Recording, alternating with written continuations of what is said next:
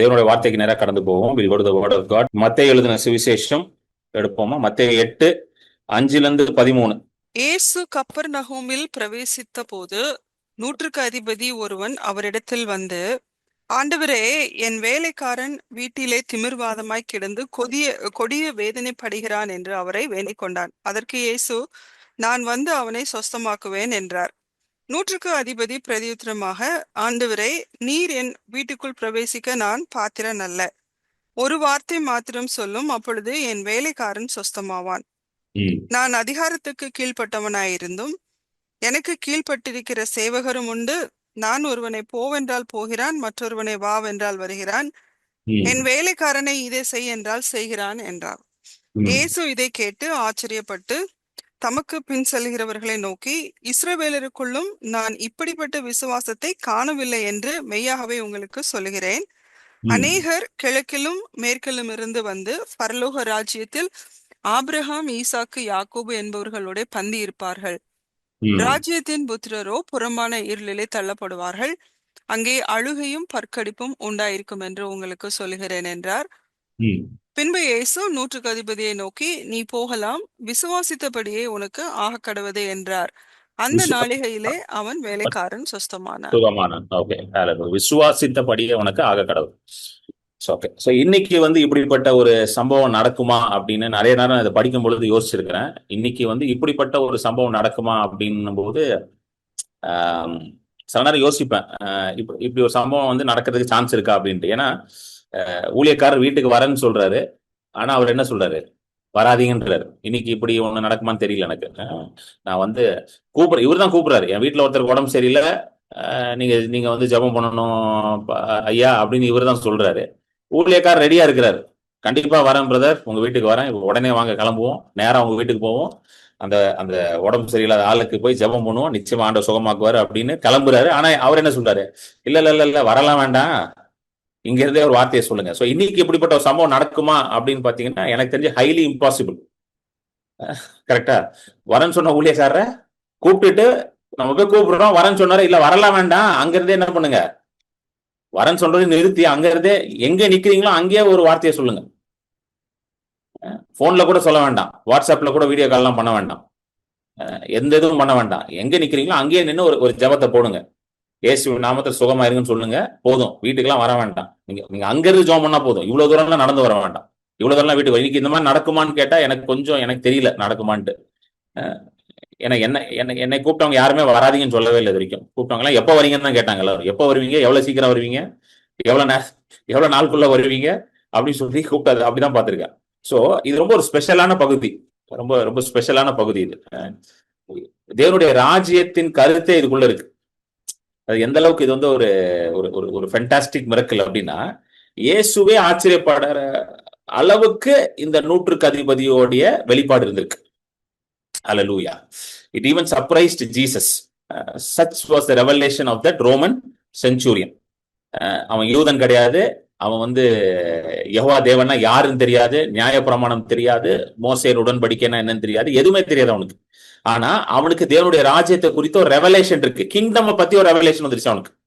அதான் ரொம்ப முக்கியம். இன்னைக்கு நமக்கு ராஜ்யத்தை குறித்த ரெவலேஷன் தேவைப்படுது. ஹல்லேலூயா, ஆமென். அந்த ராஜ்யம் எப்படி ஃபங்க்ஷன் ஆகுது, அது என்ன பிரின்சிபல் அது ஆப்ரேட் ஆகுது, எது அதுல ரொம்ப முக்கியமா இருக்கு, நம்ம நினைக்கிறது முக்கியமா? நிறைய பேர் தேவனுடைய ராஜ்யத்துல சில காரியம் முக்கியம் நினைக்கிறோம், அதெல்லாம் முக்கியமே இல்லை. அது ஹல்லேலூயா, அதெல்லாம் அது ராஜ்யத்துல தேவையில்லை. ஃபார் எக்ஸாம்பிள் பாத்தீங்கன்னா, ஒரு சின்ன எக்ஸாம்பிள் ஒண்ணு காமிக்கிறேன் உங்களுக்கு. ரோமருக்கு எழுதின புஸ்தகத்துல 14th சாப்டர்ல 17th verse, 14th சாப்டர்ல 17th verse. தேவனுடைய ராஜ்யம் புசிப்பும் குடிப்பும் அல்ல, அது நீதியும் சமாதானமும் பரிசுத்த ஆவியினால் உண்டாகும் சந்தோஷமுமாயிருக்கிறது.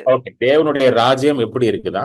புசிப்பும் குடிப்பும் அல்ல அப்படின்னு போட்டிருக்கு. சரியா? அது வெறும் புசிக்கிறது குடிக்கிறது அது அல்ல. சோ நிறைய பேர் என்ன நினைக்கிறாங்கன்னா, சோ தேவனுடைய ராஜ்யம் புசிப்பும் குடிப்பும் அல்ல. ஸோ இந்த சாப்பிட்றது, இந்த மாதிரி நல்ல உணவுகளை சாப்பிட்றது, நல்லா வாழ்றது, இதெல்லாம் முக்கியமே இல்லை பிரதர்.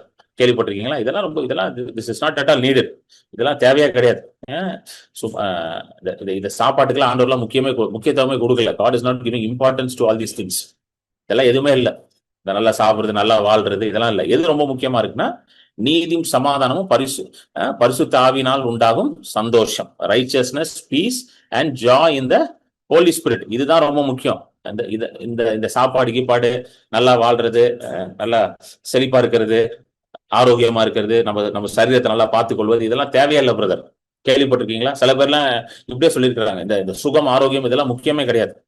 இதெல்லாம் வந்து இதெல்லாம் ஒரு பெரிய காரியமே கிடையாது ஆண்டவர் இதுல. என்ன முக்கியம்? நீதி, சமாதானம், பரிசுத்த ஆவிக்குள்ள சந்தோஷம், ரைச்சியஸ்னஸ், பீஸ் அண்ட் ஜாய். இந்த சுகமா இருக்கிறது, நல்லா வாழ்றது, ஆசீர்வாதமா இருக்கிறது, வாழ்க்கையில வெற்றி பெறுவது, இதெல்லாம் முக்கியமே இல்லை. நீ நல்லா நீதிமானா இருக்கிறியா? அதான் முக்கியம்.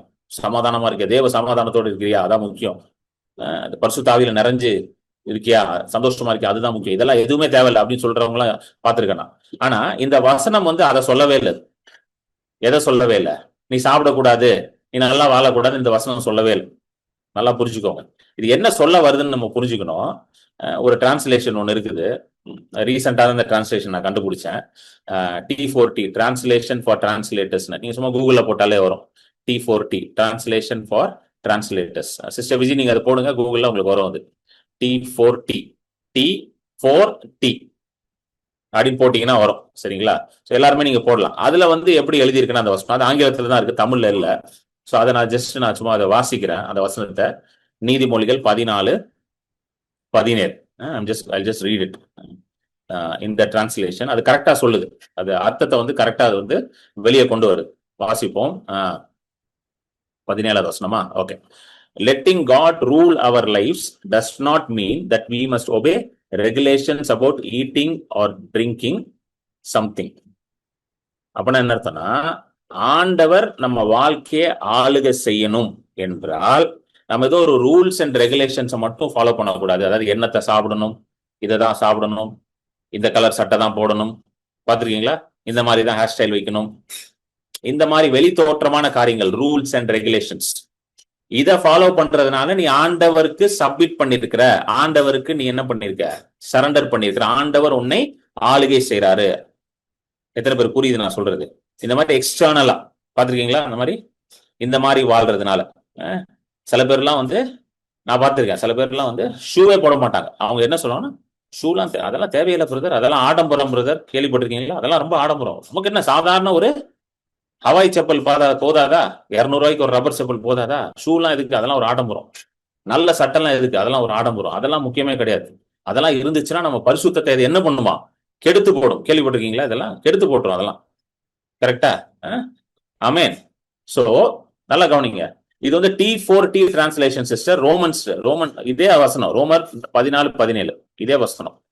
Okay, thank you. புரியுதுங்களா? சோ எக்ஸ்டர்னலா நம்ம வந்து இதெல்லாம் செய்யறதுனால ஆண்டவர் நம்மளை ஆளுகை செய்யறான்னு அர்த்தம் கிடையாதா அப்படின்னு எழுதிட்டு அந்த டிரான்ஸ்லேஷன்ல தொடர்ந்து என்ன சொல்றாங்க படிப்போம்.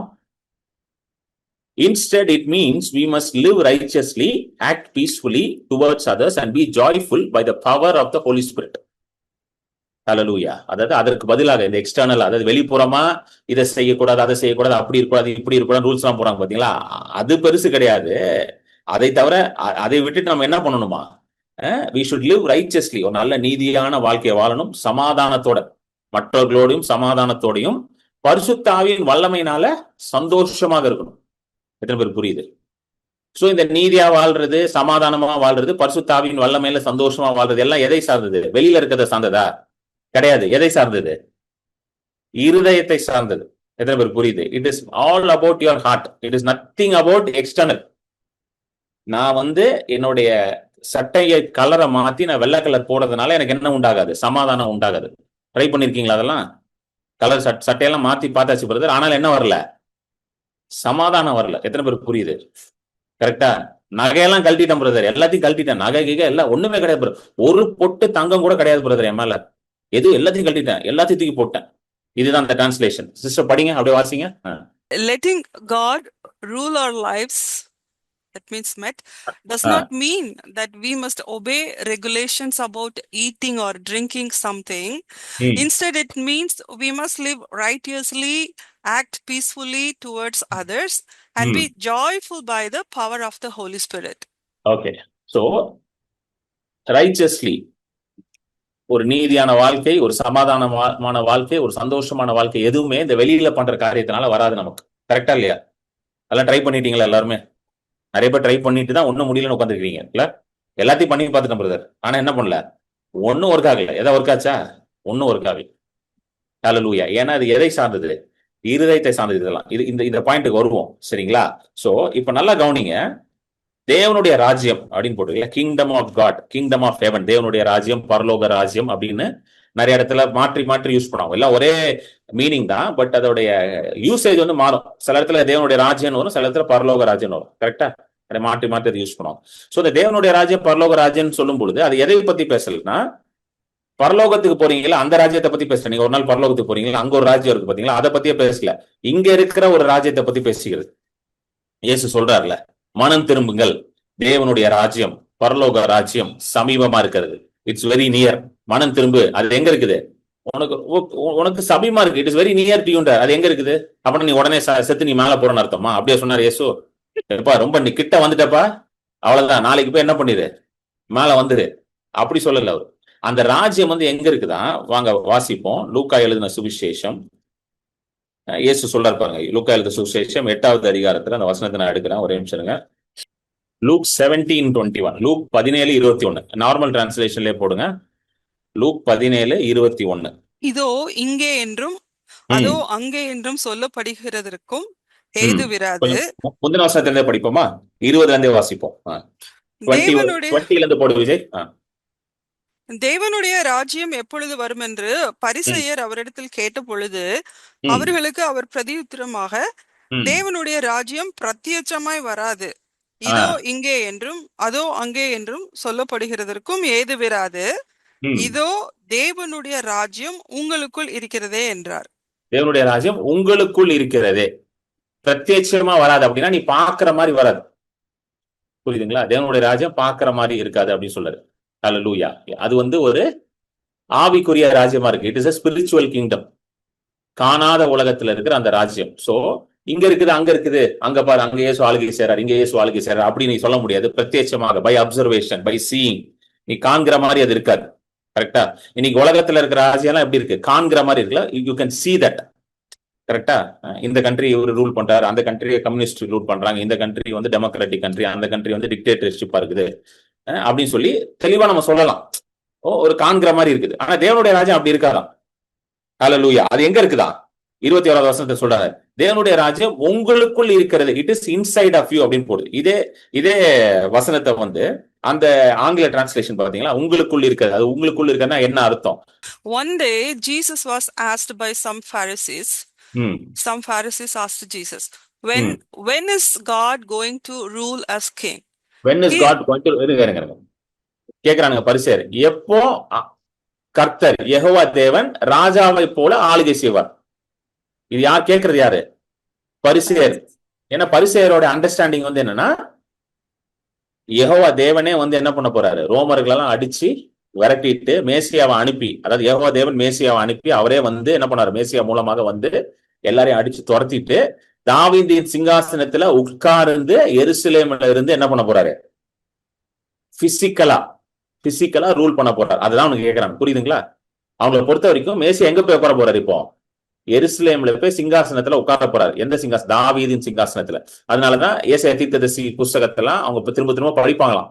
அங்க வந்து யூத இது இருக்கும் தெரியுமா, சபைகள் இருக்குல்ல, சினகாக்ல படிப்பாங்களாம், அடிக்கடி படிப்பாங்களாம் ஏசாயா தீர்க்கதரிசி புஸ்தகங்கள்லாம். இந்த மாதிரி வந்து நமக்கு ஒரு பாலகன் கொடுப்பார், நமக்கு ஒரு குமாரன் கொடுக்கப்பட்டார் அப்படின்னு சொல்லி, கர்த்தத்துவம் அவர் தோளில் இருக்கிறது, அவர் நாமம் அதிசயமானது, சமாதான பிரபு, நித்திய பிதா அப்படின்னு சொல்லி அதெல்லாம் படிச்சுக்கிட்டே இருப்பாங்களாம் அந்த ப்ராஃபட்டிக் பேசேஜஸ்லாம். ஏன்னா அவங்க வெயிட் பண்ணிட்டு இருக்கிறாங்க, இவர் வருவாரு, வந்து ரோமர்களை அடிச்சு துரத்திட்டு ஆளுகை செய்யப்பாரு. அதான் when is God going to rule as king அப்படின்னு கேட்கறானுங்க. அதுக்கு இயேசு பதில் சொல்றாரு. படிங்க சிஸ்டர், அடுத்த சென்டென்ஸ் படிங்க. இயேசு பதில் சொல்றாரு.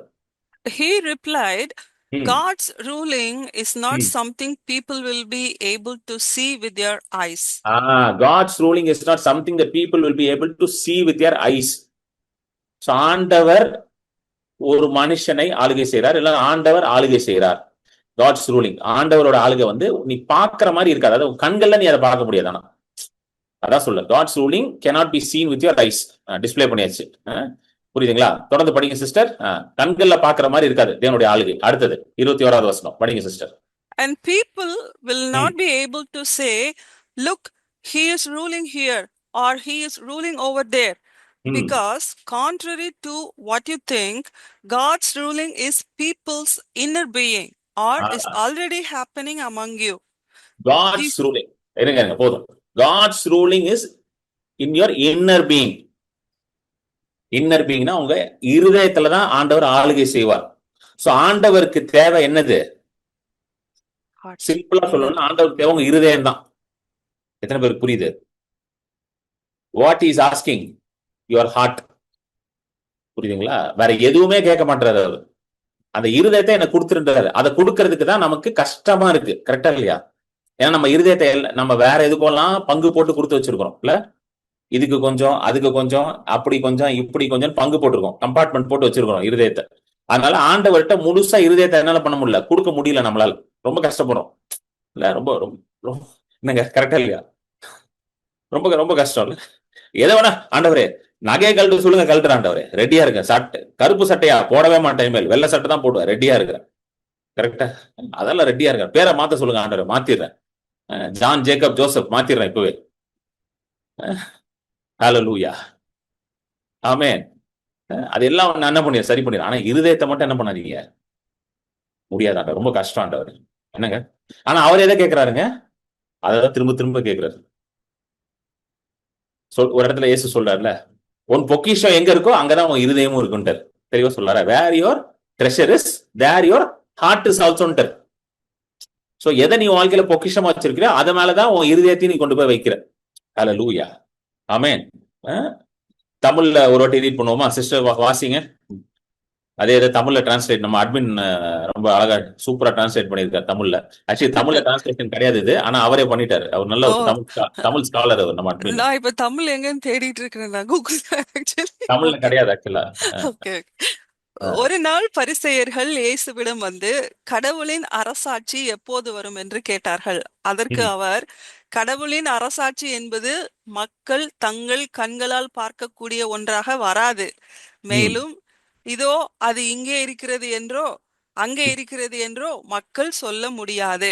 ஏனெனில் உங்கள் எண்ணத்திற்கு மாறாக கடவுளின் அரசாட்சி உங்கள் உள்ளங்களுக்குள்ளேயே இருக்கிறது அல்லது ஏற்கனவே உங்கள் மத்தியில் நிகழ்ந்து கொண்டிருக்கிறது என்று பதிலளித்தார். கடவுளின் அரசாட்சி உங்கள் உள்ளங்களுக்குள்ளேயே இருக்கிறது. It is inside your heart. அது அந்த அரசாட்சி உங்க உள்ளத்தை அரசால விரும்புகிறது. எத்தனை பேருக்கு புரியுது? You understand this? புரிஞ்சிருச்சுங்களா? ஆமென். இதுதான் மேட்டர். இது உள்ள ஆளுகை செய்ய விரும்புறாரு. உள்ள ஆளுகை செஞ்சா வெளியில எல்லாம் வந்து ஆட்டோமேட்டிக்கா எல்லாம் மாறும். நீங்க வந்து நிறைய பேர் நான் பார்த்திருக்கிறேன், நிறைய வாட்டி நான் சொல்லியிருக்கேன் பாத்தீங்களா, இந்த drug de addiction programme, rehabilitation programme, alcoholic rehab இதெல்லாம் கொண்டு போய் சேர்த்து விடுவாங்க. உள்ள போய் சேர்த்துட்டு அந்த ஒரு மாசம் 2 மாசம் குடிக்காம இருப்பான். திரும்பி வெளியே விட்டோன்னா போய் குடிக்க ஆரம்பிச்சிடும். ஏன்னா உள்ளுக்குள்ள என்ன வரல, மாற்றம் வரவே இல்லை. சும்மா ஒரு இடத்துல அடைச்சு போட்டிருக்கான், கொடுக்கலன்னா அவன் குடிக்காம தான் உட்காந்துருப்பான். கரெக்டா? ஒரு இடத்துல அடைச்சு போட்டு ஒன்னும் கொடுக்கல, ஆல்கஹால் கொடுக்கல, ட்ரக்ஸ் கொடுக்கல, அதனால அவன் பாட்டுக்கு உட்காந்துருக்கான் 2 மாசம். உடனே வீட்டுல எல்லாம் என்ன நினைச்சிட்டாங்க, பரவாயில்லப்பா திருந்திட்டாருப்பா இவரு, 2 மாசமா குடிக்கலப்பா இவரு, பரவாயில்ல. வெளியே விட்டுற நேரா வண்டி எங்க போகுது? நேரா வந்து வண்டி சாராய கடைக்கு தான் போகுது. ஏன்னா உள்ள மாறல.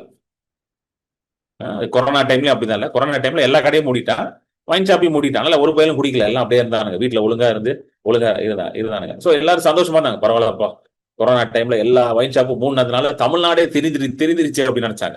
எப்படி திருந்தும் பாருங்க. ஒரே ஒரு நாள் திறந்தாங்க, நியூஸ் பாத்தீங்களா? அது ஒரே ஒரு நாள் திறந்தானுங்க. அன்னைக்கு பாத்தீங்கன்னா பல கோடி வியாபாரம் எங்க வைன் ஷாப்புக்கு. அந்த நியூஸ் ஞாபகம் இருக்கா? பல கோடி, 400-500 கோடிக்கு போயிடுச்சான், ஒரு நாள்ல வித்துருச்சான். வீட்டுல எல்லாம் ஷாக்கா இருப்பாங்க, அடப்பாவி மனுஷா, ஒரு மாசமா குடிக்கல, ஒரு மாசமா குடிக்காதத ஒரே நாள்ல குடிச்சுட்டான் போயிட்டு இந்த ஆளு அப்படின்னு நினைச்சிருப்பாங்க எல்லாம் இல்ல. அப்புறம் என்னாச்சு, ஒரு மாசமா இருந்தாலும் மாறல. அவர் பாவம் கெட்டி போட்டு வச்சிருக்காங்க, வேற வழி இல்லாம உட்கார்ந்து இருந்திருக்காரு, கடை திறந்தா ஓடிட்டாரு. புரியுதுங்களா? உள்ளதான் மாறல எதுவுமே. ஆமே. இன்னைக்கும் நிறைய கிறிஸ்தவர்களும் அப்படிதான் இருக்கிறாங்க. நிறைய பேர் உள்ள மாறல, வெளியில மட்டும் என்ன பண்ணிட்டாங்க, எல்லாத்தையும் மாத்திட்டாங்க. சட்டை கட்டி எல்லாத்தையும் மாத்தி, நல்ல ஷேவ் எல்லாம் பண்ணி, பக்காவா பேரெல்லாம் மாத்திட்டாங்க. பேரெல்லாம் மாத்தி 1க்கு 2 தடவை பேப்டிசம் எல்லாம் எடுத்துட்டாங்க. சில பேர்லாம் எனக்கு தெரிஞ்சவங்க 2 தடவை 3 தடவை பேப்டிசம் எடுத்தாலாம் தெரியும் எனக்கு. எதுக்கும் எடுத்து வச்சிருவோம். கடவுள் சப்போஸ் விட்டுட்டு போயிட்டாருன்னா கணக்காட்டல, ஆண்டவரே அவன் ஒரு தடவை தான் எடுத்தான், அவனை கூட்டிட்டு போயிட்டீங்க, நான் 3-4 தடவை எடுத்து சர்டிபிகேட் வேற வாங்கி வச்சிருக்கேன், அந்த சர்ச்சில் எடுத்திருக்கேன், இந்த சர்ச்சில் எடுத்திருக்கேன், நீங்க எந்த சர்ச்சு கேட்டாலும் அந்த சர்ச் சர்டிபிகேட் என்கிட்ட இருக்குது. ரோமன் கேத்தலிக் எடுத்தாச்சு, ப்ராட்டஸ்டன்ட்லயும் எடுத்தாச்சு, பெண்டிகாஸ்டல்லையும் எடுத்தாச்சு, ஏஜிலையும் எடுத்தாச்சு. கண்டிப்பா நான் பரலோகத்துக்கு போய் சில பேர்லாம் எனக்கு தெரியும், எல்லாத்தையும் எடுத்து வச்சிருக்கேன். புரியுதுங்களா? பயம். சர்டிபிகேட்டை காமிச்சாது உள்ள போயிடலாம் பரலோகத்துக்குள்ள. அங்க பேதுரு நின்றுட்டு இருப்பாரு கேட்ல, எப்படியாவது ஐயா பேதுருவே 4-5 சர்டிபிகேட் வச்சிருக்கிற அந்த பாவி அபிஷேக் இது ஞானஸ்தானமே எடுக்காம வந்துட்டான் அந்த திருட்டு பைய. யாரு அந்த கள்ளம் ஒரு திறனால சிலுவையில அவன் ஞானஸ்தானமே எடுக்கல, அப்படியே சிலுவையில தொங்கிட்டு இயேசுவை நம்பி வந்துட்டான். நான் பாருங்க ஞானஸ்தானம் வச்சிருக்கேன் சொல்லி எடுக்கிறான்லாம் இருக்கிறாங்க. ஆனா அது எதுவுமே அதெல்லாம் ஒண்ணு ஆண்டவர் கேட்கவே இல்லை. இந்த சர்டிபிகேட் வச்சிருக்கேன் அந்த சர்டிபிகேட் அதெல்லாம் கேட்கவே இல்லை.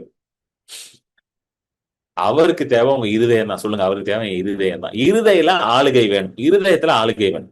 சோ பிசாசும் வந்து இதே தான் தேடிக்கிட்டு இருக்கான். நல்லா கவனிங்க, பிசாசு உங்க இருதயத்தை தான் பிடிக்க ட்ரை பண்றான். பிசாசுக்கு வந்து நீங்க தண்ணி அடிக்கணும், விபச்சாரம் பண்ணணும், அதெல்லாம் அவனுக்கு வந்து அதெல்லாம் அவனுக்கு இன்ட்ரெஸ்டே கிடையாது. அது தெரியுமா உங்களுக்கு?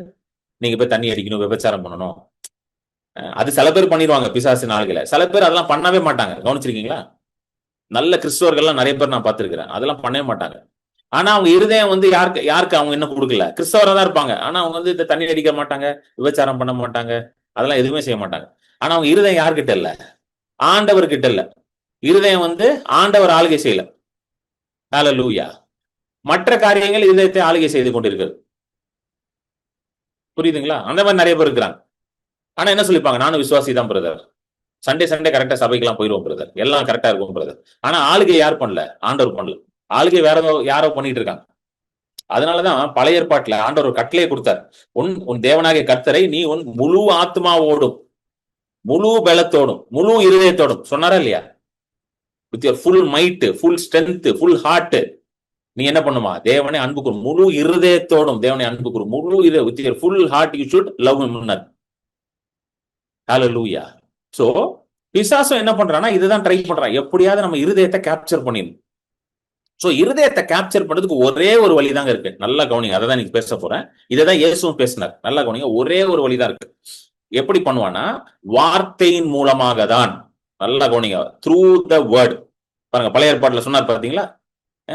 உபாமம் 6:5 நீ உன் தேவனாகிய கர்த்தரிடத்தில் உன் முழு இருதயத்தோடும், முழு ஆத்மாவோடும், முழு பலத்தோடும். இதெல்லாம் வந்து உள்ளான மனுஷன்ல இருந்து பண்ணுன்றாரு. இப்படிதான் நீ நேசிக்கணும்ன்றாரு கர்த்தர். முழு ஃபுல் ஹார்ட், பாதி மனசு கிடையாது. ஃபுல் ஸ்ட்ரென்த், பாதி பலத்துல கிடையாது. முழு ஆத்மா, பாதி ஆத்மால கிடையாது. இப்படிதான் சொன்னாரு. சோ இது எப்படி நடக்கும்? எப்படி வந்து முழு ஆத்மா முழு பலத்தோட எது நடக்குதுன்னா, வார்த்தையின் மூலமா தான் இருதயத்தை ஆளுகை செய்யறார் கர்த்தரும். Through the word of God அவர் ஆளுகை செய்யறார். ஹல்லேலூயா. அதனாலதான் நிறைய கிறிஸ்தவர்கள் ரட்சிக்கப்பட்டிருந்தாலும் இருதயத்துல வந்து கர்த்தர் ஆளுகை செய்ய மாட்டார். ரட்சிக்கலாம் பட்டுருவாங்க, எல்லாம் ஓகே, அதெல்லாம். ஆனா ஆளுகை வந்து யாரும் செய்ய மாட்டார், கர்த்தர் செய்ய மாட்டார். இருதயத்தை வேற யாருக்கா வாடகை விட்டுருப்பாங்க. உலகத்துக்கு வாடகை விடுறது, பிசாசுக்கு வாடகை விடுறது, அந்த மாதிரி அவங்களுக்கே தெரியாம உலகமும் பிசாசும் என்ன பண்ணிட்டு இருக்கோம், ஆளுகை செய்து கொண்டிருக்கோம். ஆனா அவங்க நினைச்சுப்பாங்க நான் ரட்சிக்கப்பட்டேன்ல, நான் வந்து ஆண்டவரோட பிள்ளை தான் நினைச்சிட்டு இருப்பாங்க. ஆண்டவரோட பிள்ளை தான். நல்லா கவனிங்க, கெட்ட குமாரன் கதை இருக்குல்ல, லூக்கா 15வது அதிகாரத்துல அந்த இளைய குமாரன் அவன் பிள்ளை தான். ஆனா அவன் இருதயத்தை எது ஆளுகை செய்யுச்சு? பிசாசு ஆளுகை செய்யுச்சு. அவன் பிள்ளைதான், கடைசி வரைக்கும் பிள்ளைதான். அப்பாவை விட்டு தூர தேசத்துக்கு போகும்பொழுதும் அவன் பிள்ளைதான். தூர தேசத்துல இருந்து வேசியின் இடத்துல பழகி எல்லா ஆஸ்தியும் அழிக்கும் பொழுதும் பிள்ளையாதான் இருக்கிறான். பன்னிகளோட இருக்கும் பொழுதும் பிள்ளையாதான் இருக்கிறான். நாற்றம் அடிக்கும் பொழுதும் பிள்ளையாதான் இருக்கிறான். பாவம் செய்யும் போதும் பிள்ளையாதான் இருக்கிறான். அப்பா பிள்ளைன்ற ஸ்தானம் மாறவே இல்லை. கரெக்டா? அது மாறவே இல்லை. ஆனா இருதயம் வந்து யார்கிட்ட கொடுத்துட்டான்? அப்பாட்ட கொடுத்தானா? அப்பாட்ட கொடுக்கல, இருதயத்தை பிசாசுக்கு கொடுத்துட்டான். அதனாலதான் பிசாசு உள்ள புந்து என்ன பண்ணிட்டான், அவன் மனசை கெடுத்து எல்லாத்தையும் நாசம் பண்ணி அவனை பிரிச்சு கொண்டு போய் ட்ரை பண்ணா. ஆனாலும் கர்த்தருடைய கிருபையும் இரக்கமும் பெரிதாக இருக்கிறதுனால எவ்வளவு மோசமா ஒரு மனுஷன் கர்த்தரை விட்டு வெளியே போனாலும் அவருடைய கிருபை, இரக்கம், அன்பு அவனை திரும்ப இழுத்துக்கொள்ளும். ஹல்லேலூயா. இதுதான் சுவிசேஷம். This is the gospel. Hallelujah. இந்த நம்பிக்கையை மட்டும் நீங்க விட்டுறவே கூடாது. எவ்வளவு உங்க வீட்டுல யார் எவ்வளவு மோசமா தூரமா போனாலும் இந்த நம்பிக்கையை விட்டுறாதீங்க. அவங்க எவ்வளவு தூரம் போனாலும் கர்த்தருடைய அன்பு அவங்களை திரும்ப இழுத்துரும் அப்படின்னு சொல்லி நம்பிக்கையோட அவங்களுக்காக ஜெபித்து கொண்டே இருக்கணும். நீங்க சில பேர்லாம் அவங்க கணவருக்காக ஜெபிக்கலாம், அவங்க பிள்ளைகளுக்காக ஜெபிக்கலாம், அவங்க மனைவிக்காக ஜெபிக்கலாம், அவங்க குடும்பத்துல யாருக்காக ஜெபித்து கொண்டிருக்கலாம் ரட்சிக்கப்படணும்ட்டு. அப்ப இதுதான் சொல்லணும், ஆண்டவரே அவங்க தூரமா இருக்கலாம், அவங்க இருதயம் உங்களை விட்டு தூரமா இருக்கலாம், ஆனால் ஆண்டவரே நீர் அவங்க மேல இரக்கமா இருக்கிறீர் ஆண்டவரே, நீர் அவங்க மேல அல்லது கிருபையா இருக்கிறீர் ஆண்டவரே, நீர் அவங்க மேல அன்பா இருக்கிறீர் ஆண்டவரே, உம்முடைய அன்பு அவர்களை இழுத்துக்கொள்ளும் ஆண்டவரே அப்படின்னு நீங்க ஒரு நாள் ஜெபிக்கணும். உம்முடைய ரத்தம் அவர்களை இழுத்துக்கொள்ள ஆண்டவர். ஹல்லேலூயா. உம்முடைய ரத்தத்துக்கு வல்லமை இருக்கு ஆண்டவர், வேற எதுக்கும் வல்லமை கிடையாது. ஒரு நாள் உம்முடைய ரத்தம் அவர்கள் இருதயத்தில் தெளிக்கப்படும், அவருடைய தூர் மனசாட்சி நீங்கும் ஆண்டவர். ஹல்லேலூயா. தெளிந்த சிந்தை உண்டாகும் ஆண்டவரேன்னு சொல்லி ஜெபிங்க. எவ்வளவு தூரமா இருக்கிறாலும் கத்தட்ட வந்துருவாங்க. ஹல்லேலூயா. ஹல்லேலூயா. Thank you Jesus. எத்தனை பேர் புரியுது நான் சொல்றது? ஹல்லேலூயா. ஆமென். சோ பிசாசு இதுக்கு தான் ட்ரை பண்றான் பாருங்க. முதல் மனுஷியும் என்ன பண்ணா, இப்படிதான் பண்றான். எப்படி ட்ரை பண்ணான் பாருங்க, காட்டுறேன் உங்களுக்கு. எப்படி வார்த்தையை யூஸ் பண்ணி பண்றான்றது காட்டுறேன் வாங்க. ஆதியாகமம் 3 1 2 3 அந்த முதல் 3 வசனத்தை வாசிங்க. ஆதியாகமம் 3 1 2 3. தேவனாகிய கர்த்தர் உண்டாக்கின சகல காட்டு ஜீவன்களை பார்க்கிலும் சர்ப்பமானது தந்திரமுள்ளதாய் இருந்தது. அது ஸ்திரீயை நோக்கி, நீங்கள் தோட்டத்தில் உள்ள சகல விருட்சங்களின் கனியையும் புசிக்க வேண்டாம் என்று தேவன் சொன்னது உண்டோ என்றது. இருங்க, முதல்ல பிசாசானவன் தந்திரமா இருக்கிறான். Is a deceiver.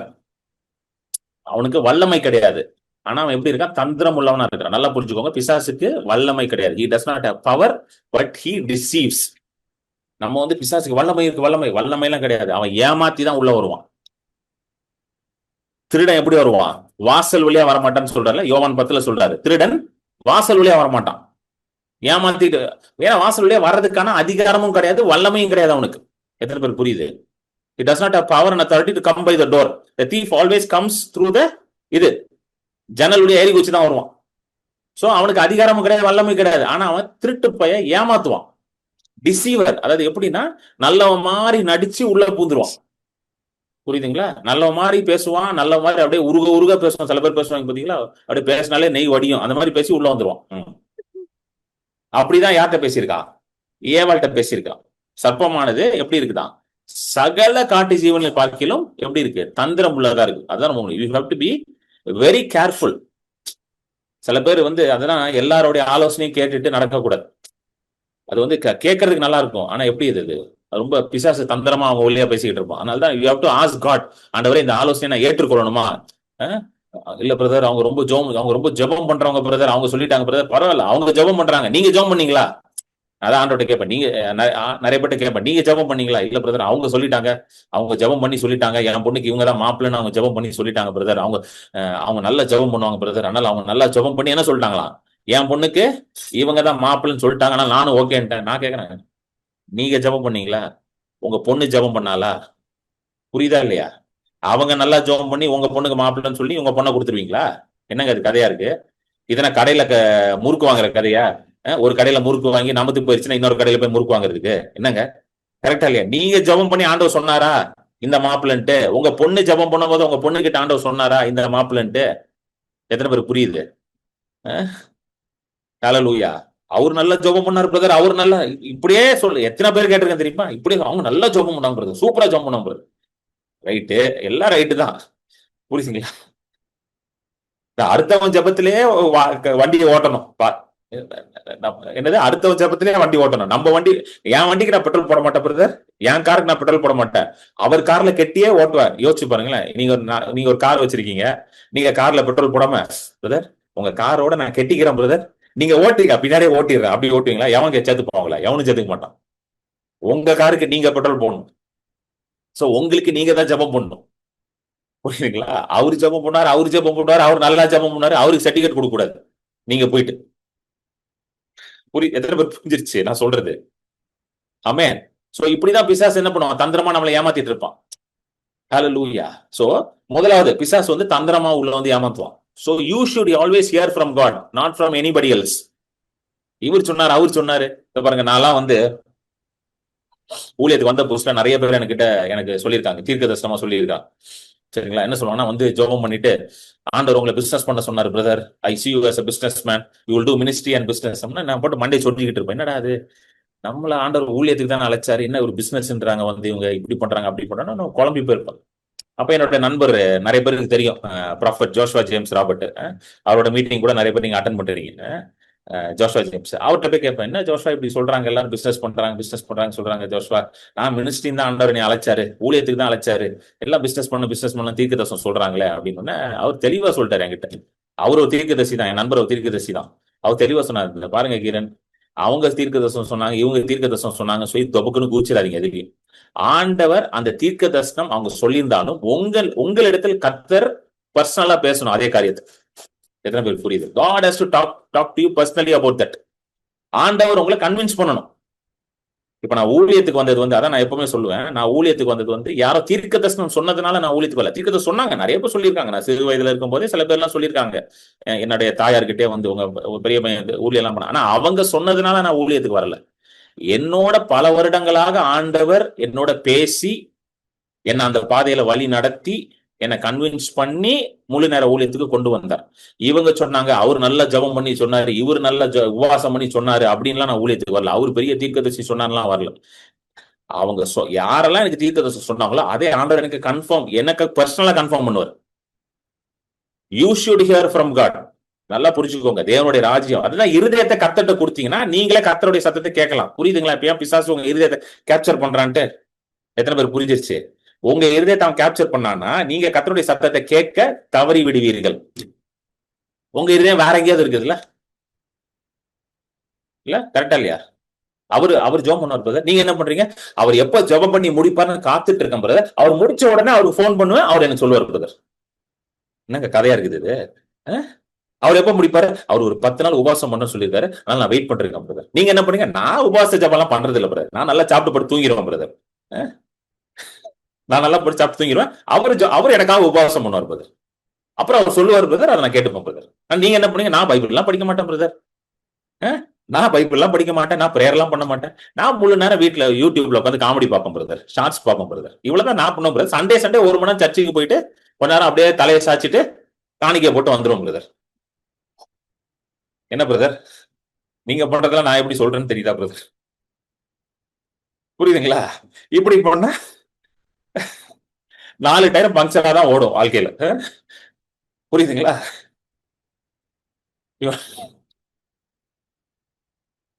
நல்லா கேளுங்க, வாங்க திரும்ப வாங்க. ஆதியாகமம் 3:1 போடு விஜய், படிங்க சிஸ்டர். ஆதியாகமம் 3:1. தேவனாகிய 1வது வசனமா? படிங்க. ஓகே. தேவனாகிய கர்த்தர் உண்டாக்கின சகல காட்டு ஜீவன்களை பார்க்கிலும் சர்ப்பமானது தந்திரமுள்ளதா இருந்தது.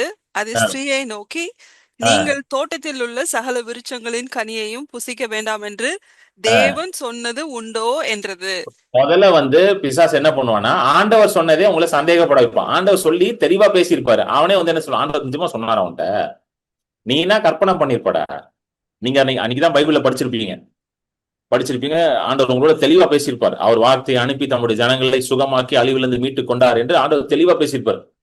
நீங்களும் ஆண்டவர் என்னை சுகமாக்குறாரு அப்படின்னு சொல்லி தெளிவா இருப்பீங்க. வியாதியில இருப்பீங்க, ஆண்டவர் உங்களோட பேசியிருப்பாரு, ரொம்ப சந்தோஷமா இருப்பீங்க. டக்குன்னு யாருக்கோ சொல்லியிருக்குடா பைபிள்ல, உனக்காடா சொல்லியிருக்கு? உனக்கெல்லாம் அதை சொல்லடா, யாருக்கோ ஆண்டவர் சொல்லி இருக்கிறாரு. பல 100 வருஷம் 1000 வருஷத்துக்கு முன்னாடி யாரோ ஒருத்தர் வியாதியில இருந்திருக்காரு, அவருக்கு எழுதி வச்சிருக்காரு. உனக்கு சொன்னாரா? அப்படிலாம் கிடையாது. இன்னைக்கு அதெல்லாம் கிடையாதுப்பா. இன்னைக்கு அதெல்லாம் கிடையாது. இன்னைக்கு நம்ம நிறைய மற்ற வழிகள்லாம் இருக்கு, அதை யூஸ் பண்ணி நம்ம சுகமாகலாம். சுகமானா ஆகலாம், சில நேரம் ஆண்டவர் சுகமாக்காம கூட விடலாம். அது அவர் வேணும்னா பண்ணுவாருங்க. இனி அதெல்லாம் கிடையாது அப்படின்ட்டு இது பண்ணுவோம். உடனே நம்ம என்ன பண்ணுவோம், அப்படியே டக்குனு மைண்டு போவோம். ஆமால, இந்த வசனம் ஒருவேளை நானா யோசிக்கிறனோ, நானா கற்பனை பண்றனோ? எத்தனை பேருக்கு அப்படிலாம் தோணி இருக்கு? நானா சரி எனக்கு வியாதி இருக்குன்னா நானே யோசிச்சுக்கிட்டேன், ஆண்டவர் சுகமாக்குவாரு அப்படின்னு சொல்லி இது பண்ணுவான். இப்படிதான் ஏமாத்துவான். சொன்னா பாத்தீங்களா? என்ன சொல்றான்? என்று தேவன் சொன்னது உண்டோ? Did he say? அவர் நிஜமா சொன்னாரா? அடுத்த வசனம், 2வது வசனம், செகண்ட் வர்ஸ். ஸ்திரீ சர்ப்பத்தை பார்த்து, நாங்கள் தோட்டத்தில் உள்ள விருட்சங்களின் கனிகளை புசிக்கலாம், ஆனாலும் தோட்டத்தின் நடுவில் இருக்கிற விருட்சத்தின் கனியை குறித்து தேவன் நீங்கள் சாகாதபடிக்கு அதை புசிக்கவும் அதை தொடவும் வேண்டாம் என்று சொன்னார் என்றார். 3வது வசனம் எங்க? 3வது வசனம் காணும். எல்லாத்தையும் நாங்க புசிக்கலாம், நடுவில் இருக்கிற கனியை மட்டும் நாங்க புசிக்க கூடாது. ஏன்னா புசிச்சா நீங்க என்ன ஆயிருவீங்க? புசிச்சா செத்து போயிருவீங்க. சோ சாகாதபடி அதை புசிக்காம இருக்கணும் என்று சொன்னார் அப்படின்னு அது பதில் சொல்லுது பிசாசுக்கு. அடுத்த வசனம். அடுத்தது. அப்பொழுது சர்ப்பம் ஸ்திரீயை நோக்கி, நீங்கள் சாகவே சாவதில்லை. நீங்கள் இதை புசிக்கும் நாளிலே உங்கள் கண்கள் திறக்கப்படும் என்றும் நீங்கள் நன்மை தீமை அறிந்து தேவர்களைப் போல் இருப்பீர்கள் என்றும் தேவன் அறிவார் என்றது. வசனத்தை கொஞ்சம் ஃபாஸ்டா மூவ் பண்ணு விஜய். ஏன் ஒரே வசனத்துல நிக்கிற? வசனத்தை அவங்க வாசிச்சு முடிச்சுட்டாங்க. வசனத்தை கொஞ்சம் கவனமா இருந்து வசனத்தை மூவ் பண்ணுங்க, சரிங்களா? அடுத்தது, நீ சாக மாட்ட, நீ சாப்பிட்டா உன் கண்ணு திறந்துரும் அப்படின்னு சொல்லி ஏமாத்துறான், சரிங்களா? அடுத்தது 6வது வசனம். இதெல்லாம் பேசலாம், பிசாசு எல்லாம் பேசின பிறகு 6வது வசனம் படிங்க. இது ரொம்ப முக்கியமான வசனம். அப்பொழுது ஸ்திரீயானவள், அந்த விருட்சம் புசிப்புக்கு நல்லதும் பார்வைக்கு இன்பமும் புத்தியை தெளிவிக்கிறதற்கு இச்சிக்கப்படத்தக்க விருட்சமுமா இருக்கிறது என்று கண்டு அதன் கனியை பறித்து புசித்து தன் புருஷனுக்கும் கொடுத்தாள், அவனும் புசித்தான். நல்லா கவனிங்க, கொஞ்சம் முன்னாடி போங்களேன். கொஞ்சம் முன்னாடி போனீங்கன்னா இதே இதுல 3வது வசனம் போடுங்க. 3வது வசனம் போடுங்க, படிங்க. ஆனாலும் தோட்டத்தின் நடுவில் இருக்கிற விருட்சத்தின் கனியை குறித்து தேவன், நீங்கள் சாகாதபடிக்கு அதை புசிக்கவும் அதை தொடவும் வேண்டாம் என்று சொன்னார் என்றாள். சோ ஸ்திரீ என்ன சொல்றா? தேவன் தோட்டத்தின் நடுவுல இருக்கிற கனி, நன்மை தீமை அறியத்தக்க கனிய புசிக்காத, புசித்தா செத்து போயிருவ. லிட்டரலா ஆண்டவர் எப்படி சொல்லிட்டாருன்னா, இது பாய்சன் அப்படின்னு சொல்லிட்டாரு. எத்தனை பேர் புரியுது? இது பாய்சன், இது உன்னை சாகடிச்சிரும், இதை நீ புசிக்க கூடாது அப்படின்னு சொல்லிட்டாரு. சோ ஆதாமும் ஏவாளும் பிசாசு அவர்களிடத்துல வந்து பேசுற வரைக்கும் அதை எப்படி பார்த்தாங்க? இதை புசித்தால் நான் செத்து போயிருவேன், இது பாய்சனு, இது பாய்சனு, இது எனக்கு நல்லது இல்லை, இது எனக்கு கெட்டது, எனக்கு கெட்டது, இது கெட்டது, ஆண்டவர் என்ன புசிக்க கூடாதுன்னு சொல்லி இருக்கிறாரு அப்படின்னு சொல்லி அதை வந்து ஒரு ஒரு எப்படி சொல்றது, ஒரு கெட்ட காரியமாக, ஒரு பேட் திங்காக, எனக்கு நல்லதே கிடையாது அப்படிதான் பார்த்துருக்காங்க. ஆனா பிசாசு வந்து பேசின பிறகு எந்த வசனத்துல பேசுறான்? 4வது வசனத்துல பேசுறான்ல, என்ன பேசுறான் படிங்க. பிசாசு வந்து பேசுறான்ல, என்ன பேசுறான்? இதை சாப்பிட்டால் நீ சாக மாட்டான்றான். அடுத்தது 5வது வசனத்துல என்ன சொல்றான்? இதை சாப்பிட்டனா உன் கண்ணு திறந்துரும், நீ எப்படி ஆயிடுவ? தேவனை போல மாறிடுவ. எதை ஆண்டவர் பாய்சன்னு சொல்லி இது உனக்கு நல்லது இல்ல, இதை சாப்பிட்ட நீ செத்து போயிரும் சொன்னாரு, அதை பிசாசு எப்படி சொல்லிட்டான்? நீ சாகலாம் மாட்ட, உன் கண்ணு திறந்துரும், நீ தேவனை போல ஆயிடுவ, நன்மை தீமை அறிய மாதிரி ஆயிடுவன்னு வார்த்தைகளை அப்படியே மாத்துறான். எத்தனை பேர் புரியுது? வார்த்தை அப்படியே மாத்துறாங்க, புரியுதுங்களா? வார்த்தையோட பவர். பிசாசா பறிச்சு கொடுத்தான் ஏவாள் கையில, என்னங்க, ஏவாளை கட்டி போட்டு அதை பறிச்சு ஸ்லைஸ் போட்டு ஊட்டி விட்டானா, இல்ல ஜூஸ் போட்டு வாயில ஊத்துனானா? சொல்லுங்க, எத்தனை பேர் நினைக்கிறீங்க அவன் ஜூஸ் போட்டு ஊத்துனான்ட்டு? அப்படியேதான் நடந்துச்சுன்னா அந்த அம்மா ஓடி கணவரை கூப்பிட்டுருக்கும். கணவர் அங்கிருந்து நேரா வந்து சூப்பர் ஸ்டார் மாதிரி வந்து அடிச்சு நொறுக்கி எல்லாரையும் பிசாசை கொண்டு போட்டிருப்பாரு அங்கேயே. கரெக்டா? ஹீரோ மாதிரி பண்ணிருப்பாரு. அப்படிலாம் அவர் பண்ணல, அந்த மாதிரி எதுவும் நடக்கல. அவன் ஒண்ணுமே பண்ணல, வெறும் பேசிக்கிட்டே இருக்கான், வந்து பேசிக்கிட்டே இருக்கான். சொல்லுங்க, வார்த்தை வார்த்தை வார்த்தை. Word is powerful, words R powerful. வார்த்தைகள் வல்லமை உள்ளது, வார்த்தைகள் வல்லமை உள்ளது. ஹல்லேலூயா. பேசிட்டே இருக்கான், நல்லது, உனக்கு ஒன்னும் ஆகாது, நீ சாக மாட்ட, நீ புசிச்சா ஆண்டவரை போல மாறிடுவேன், நீ புசிச்சா உன் கண்ணு திறந்துரும் சொல்லி பேசிக்கிட்டே இருக்கான். இதை கேட்ட உடனே அந்த அம்மாவோட மைண்ட் இப்ப எப்படி, இருதயம் எப்படி மாறுது பாருங்க. அடுத்த வசனம் படிங்களேன். எந்த பழம், 6வது வசனம், எந்த பழம் பாய்சன் மாதிரி தெரிஞ்சிச்சோ அந்த பழம் இப்ப எப்படி தெரியுது? அப்போது ஸ்திரீயானவள், அந்த விருட்சம் புசிப்புக்கு நல்லதும். இப்ப எப்படி நல்லதும்னு தெரியுது அந்த அம்மாக்கு? என்னங்க, எது வந்து கெட்டதும்னு தெரியுச்சோ அது இப்ப அந்த அம்மாக்கு எப்படி தெரியுது? நல்லதும்னு தெரியுது. பார்வைக்கு இன்பமும். பா, எப்படி மாத்திட்டான் பாருங்க பேசி பேசிய. என்னங்க, எத்தனை பேருக்கு புரியுது? You understand? வெறும் பேசினா, வேற எதுவுமே ஏதாவது பண்ணானா பிசாசிங்க? யார் சொல்றான்? வேற ஏதாவது பண்ணானா அவன்?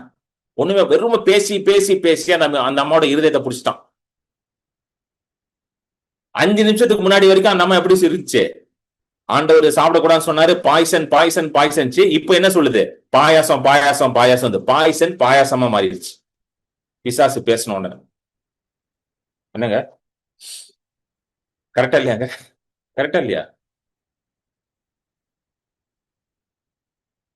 இதே மெத்தடு தான் இருதயத்தை பிடிக்கிறதுக்கு, ஒரே மெத்தடு தான் இருக்குது. ஆவிக்குரிய உலகத்துல 2 பேரும் வேலை செஞ்சுட்டு இருக்காங்க. நல்லா புரிஞ்சுக்கோங்க, ஆவிக்குரிய உலகத்துல 2 பேரும் வேலை செஞ்சுட்டு இருக்காங்க. ஆண்டவரும் வேலை செஞ்சுட்டு இருக்காரு, பிசாசும் வேலை செஞ்சுட்டு இருக்காங்க. ஆண்டவருக்கும் உங்க இருதயம் தான் தேவை, பிசாசுக்கும் உங்க இருதயம் தான் தேவை. பிசாசுக்கு வேற எதுவுமே தேவை இல்லைங்க. உங்க இருதயத்தை கேப்சர் பண்ணிட்டா போதும். ஆதாம் விபச்சாரம் பண்ணல, ஆதாம் கொலை பண்ணல, ஆதாம் பொய் சொல்லல, எதுவுமே பண்ணல. ஆனா அவன் இருதயத்தை தூக்கி பிசாசுட்ட கொடுத்துட்டான். கரெக்டா? இதே தூக்கி அங்க கொடுத்துட்டான். ஹல்லேலூயா. ஆமென். இன்னைக்கு நம்ம சொல்ற லிஸ்ட் ஆஃப் பாவம் இருக்கு பாத்தீங்களா, பெரிய பாவங்கள், அது எதுவுமே ஆதாம் கிட்ட கிடையாதுங்க. தெரியுமா உங்களுக்கு? சாராயம் குடிக்கலாம, ட்ரக் அடிக்கல, எதுவுமே பண்ணலாம். அந்த இன்னைக்கு நம்ம சொல்றல பாவங்கள்னு ஒரு லிஸ்ட் வச்சிருக்கோம், அது எதுவுமே ஆதாம்கிட்ட கிடையாதுங்க. நல்ல மனுஷங்க அந்த ஆளு, ரியலாவே நல்ல மனுஷன். பண்ண ஒரே ஒரு தப்பு, பிசா சொல்றதை கேட்டான். அதான் ஒரே அதான் பாவமே, வேற ஒண்ணும் பாவம் கிடையாது. அவன் பண்ண பாவத்திலேயே என்னது, பிசாசு சொல்றதை கேட்டு அந்த பக்கம் போயிட்டான். அவ்வளவுதான், வேற எதுவுமே பண்ணலாம். ஹல்லேலூயா. இன்னைக்கும் நம்ம அதுதான் பண்றோம். வேற நம்ம இதெல்லாம் எது, இந்த லிஸ்ட் இப்ப நான் ஒரு லிஸ்ட் கொடுத்தேன்னு வச்சுக்கோங்களேன், அடல்ட்ரி, ஃபார்னிகேஷனு, அது இது இதுன்னு கொடுத்து, இது ஆல்கஹால் அப்படின்னு கொடுத்தேன்னா அந்த லிஸ்ட்ல எதுவுமே உங்களுக்கு மேட்ச் ஆகாது. நீங்க யாருமே அதுல மேட்ச் ஆக மாட்டீங்க. நிறைய பேர் அதுல மேட்ச் ஆக மாட்டீங்க. இதெல்லாம் எனக்கு இல்லையா பிரதர் அப்படின்வீங்க. அந்த இது சொல்லும் பொழுது இது ஞாபகம் வருது. என்னது, அந்த ஒரு இளைஞன் வரான் பாத்தீங்களா, ஒரு பணக்கார இளைஞன், ரிச் யங் ரூலர். அவங்கிட்ட ஆண்டவர் கேட்கிறாருல, அது எடுப்போமா? ரொம்ப நல்லா இருக்கும் அந்த கதை. எனக்கு ரொம்ப பிடிச்ச கதை அது. Hallelujah. Thank you Jesus. Glory to God. Thank you Lord.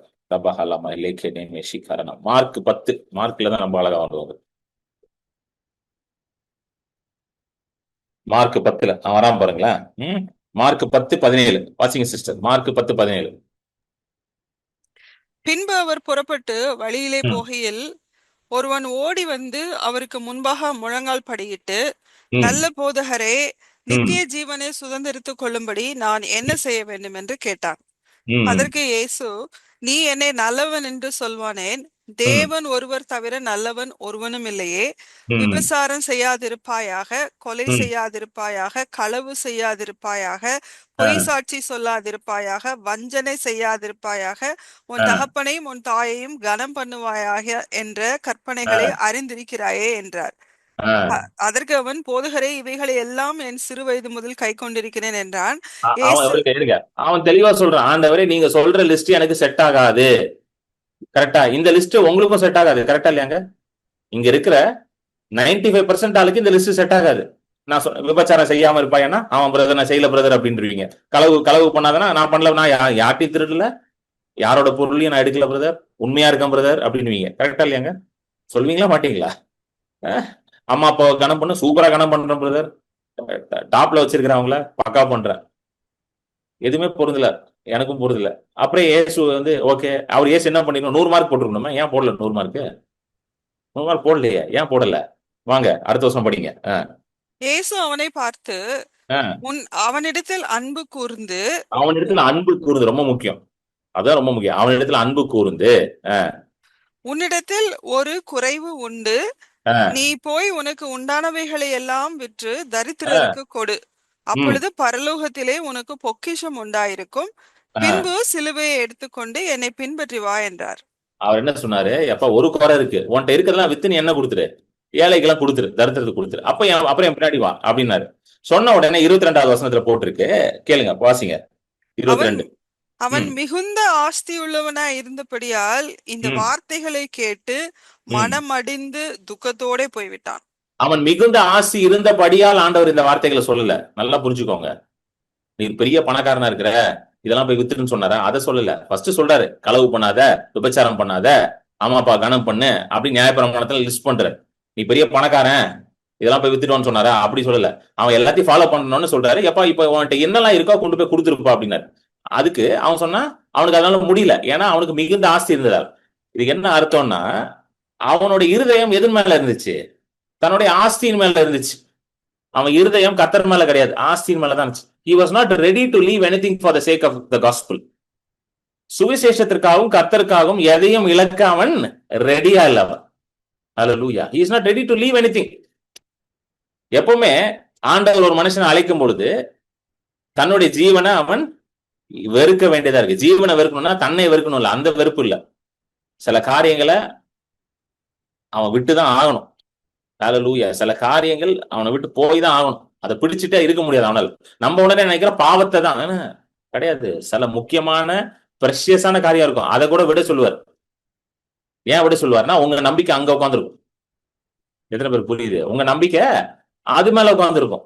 So அது நல்லா தான் இருக்கும், அது நல்ல காரியம் தான். ஆனா அது மேல உங்க நம்பிக்கை இருக்கிற வரைக்கும் கர்த்தரை நீங்க பின்பற்ற முடியாது. சோ இவனுக்கு நம்பிக்கை ஃபுல்லா எது மேல இருக்குது? ஆஸ்தியின் மேலதான் இருக்குது. அவனுக்குள்ள இருக்கிற அவன் மேல அவன் வச்சிருக்கிற ஆஸ்தியின் மேலேயும் ஐஸ்வர்யத்தின் மேலதான் இருக்கு. அதனாலதான் ஆண்டவர் சொன்னோடனே அதை கேட்டு அவன் எப்படின்னா ரொம்ப துக்கத்தோட போனான். இதுக்கப்புறம் நீங்க தொடர்ந்து படிச்சீங்கன்னா ஆண்டவர் சூப்பரா எக்ஸ்பிளைன் பண்ணுவார். ஆண்டவர் சொல்லாரு, எனக்காக நீ எதை விட்டாலும் 100 தனியா நான் இம்மையிலும் கொடுப்பேன், மறுமையிலும் கொடுப்பேன். இதெல்லாம் நிறைய நான் பிரசங்கம் பண்ணிட்டேன், இதுக்குள்ள போக வேண்டாம். சோ இருதயம் தான் மேட்டர். சோ இருதயம் பாருங்க, ஒரு இருதயத்தை எப்படி கேப்சர் பண்ணணும்னா வார்த்தையின் மூலமா தான் கேப்சர் பண்ணணும். நல்லா கவனிங்க. Heart is always captured by the word. நீங்க எந்த வார்த்தையை கேட்டுக்கிட்டே இருக்கிறீங்களோ அது உங்க இருதயத்தை கேப்சர் பண்ணும். புரியுதுங்களா? எதை கேட்டுக்கிட்டே இருக்கீங்களோ அதான் கேப்சர் பண்ணும். நீங்க தேவ வார்த்தையே கேட்டுக்கிட்டு இருந்தீங்கன்னா தேவனுடைய ராஜ்யம் உங்களுடைய இருதயத்தை ஆளுகை செய்ய ஆரம்பிச்சிடும். புரியுதுங்களா? உட்காந்து சினிமா பாட்டா கேட்டுக்கிட்டு இருந்தீங்கன்னா எது ஆளுகை செய்யும்? சினிமா பாட்டு ஆளுகை செய்யும். இது தெரியாம நிறைய பேர் சர்ச்சில் எல்லாம் சினிமா பாட்டு பாடிட்டு இருக்காங்க. அவங்களுக்கு எல்லாம் பாவமா இருக்கு அவங்க எல்லாம் பார்த்தா. இந்த இந்த இந்த ஒரு பேசிக் ட்ரூத் கூட தெரியல. அது தெரியாம ஆண்டவர் சினிமா பாட்டுல என்னோட பேசுறான்னு சொல்லி சினிமா பாட்டை பாடிக்கிட்டு இருக்காங்க. பைபிள்ல பேசாத ஆண்டவர் இவங்களுக்கு சினிமா பாட்டுல பேசிக்கிட்டு இருக்காராம். இப்படி சொல்லி அதை பிரசங்க வேற பண்ணி பாடிக்கிட்டு வேற இருக்கிறாங்க. தமிழ்நாட்டுல சினிமா பாட்டை பாடிக்கிட்டு வேற இருக்கிறாங்க.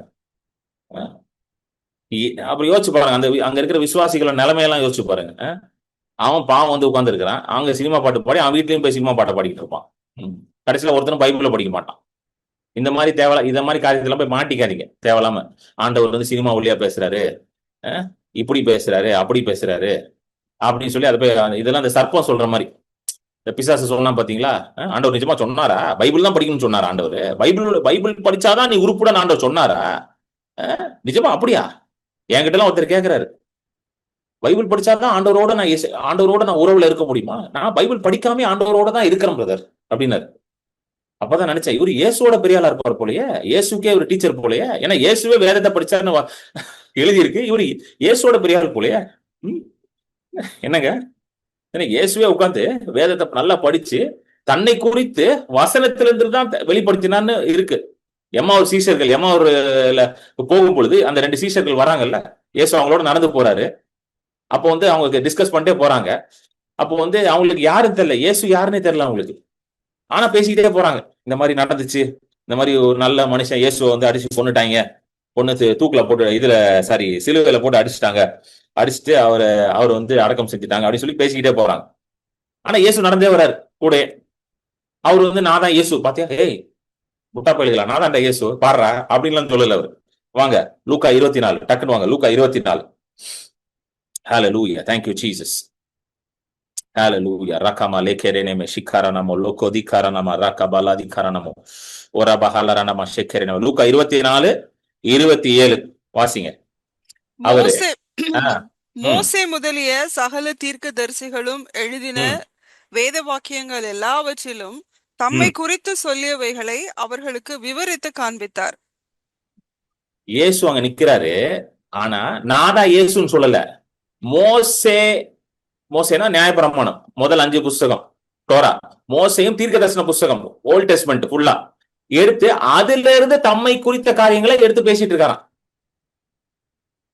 இப்ப நீங்களும் நானும் பேசிட்டு இருக்கோம். நீங்க என்ன சொல்றீங்க பிரதர், உங்களுக்கு தெரியுமா பிரதர் கிரண் பால் ஒரு நல்ல ஊழியக்காரர் இருக்கார் பிரதர், தெரியுமா?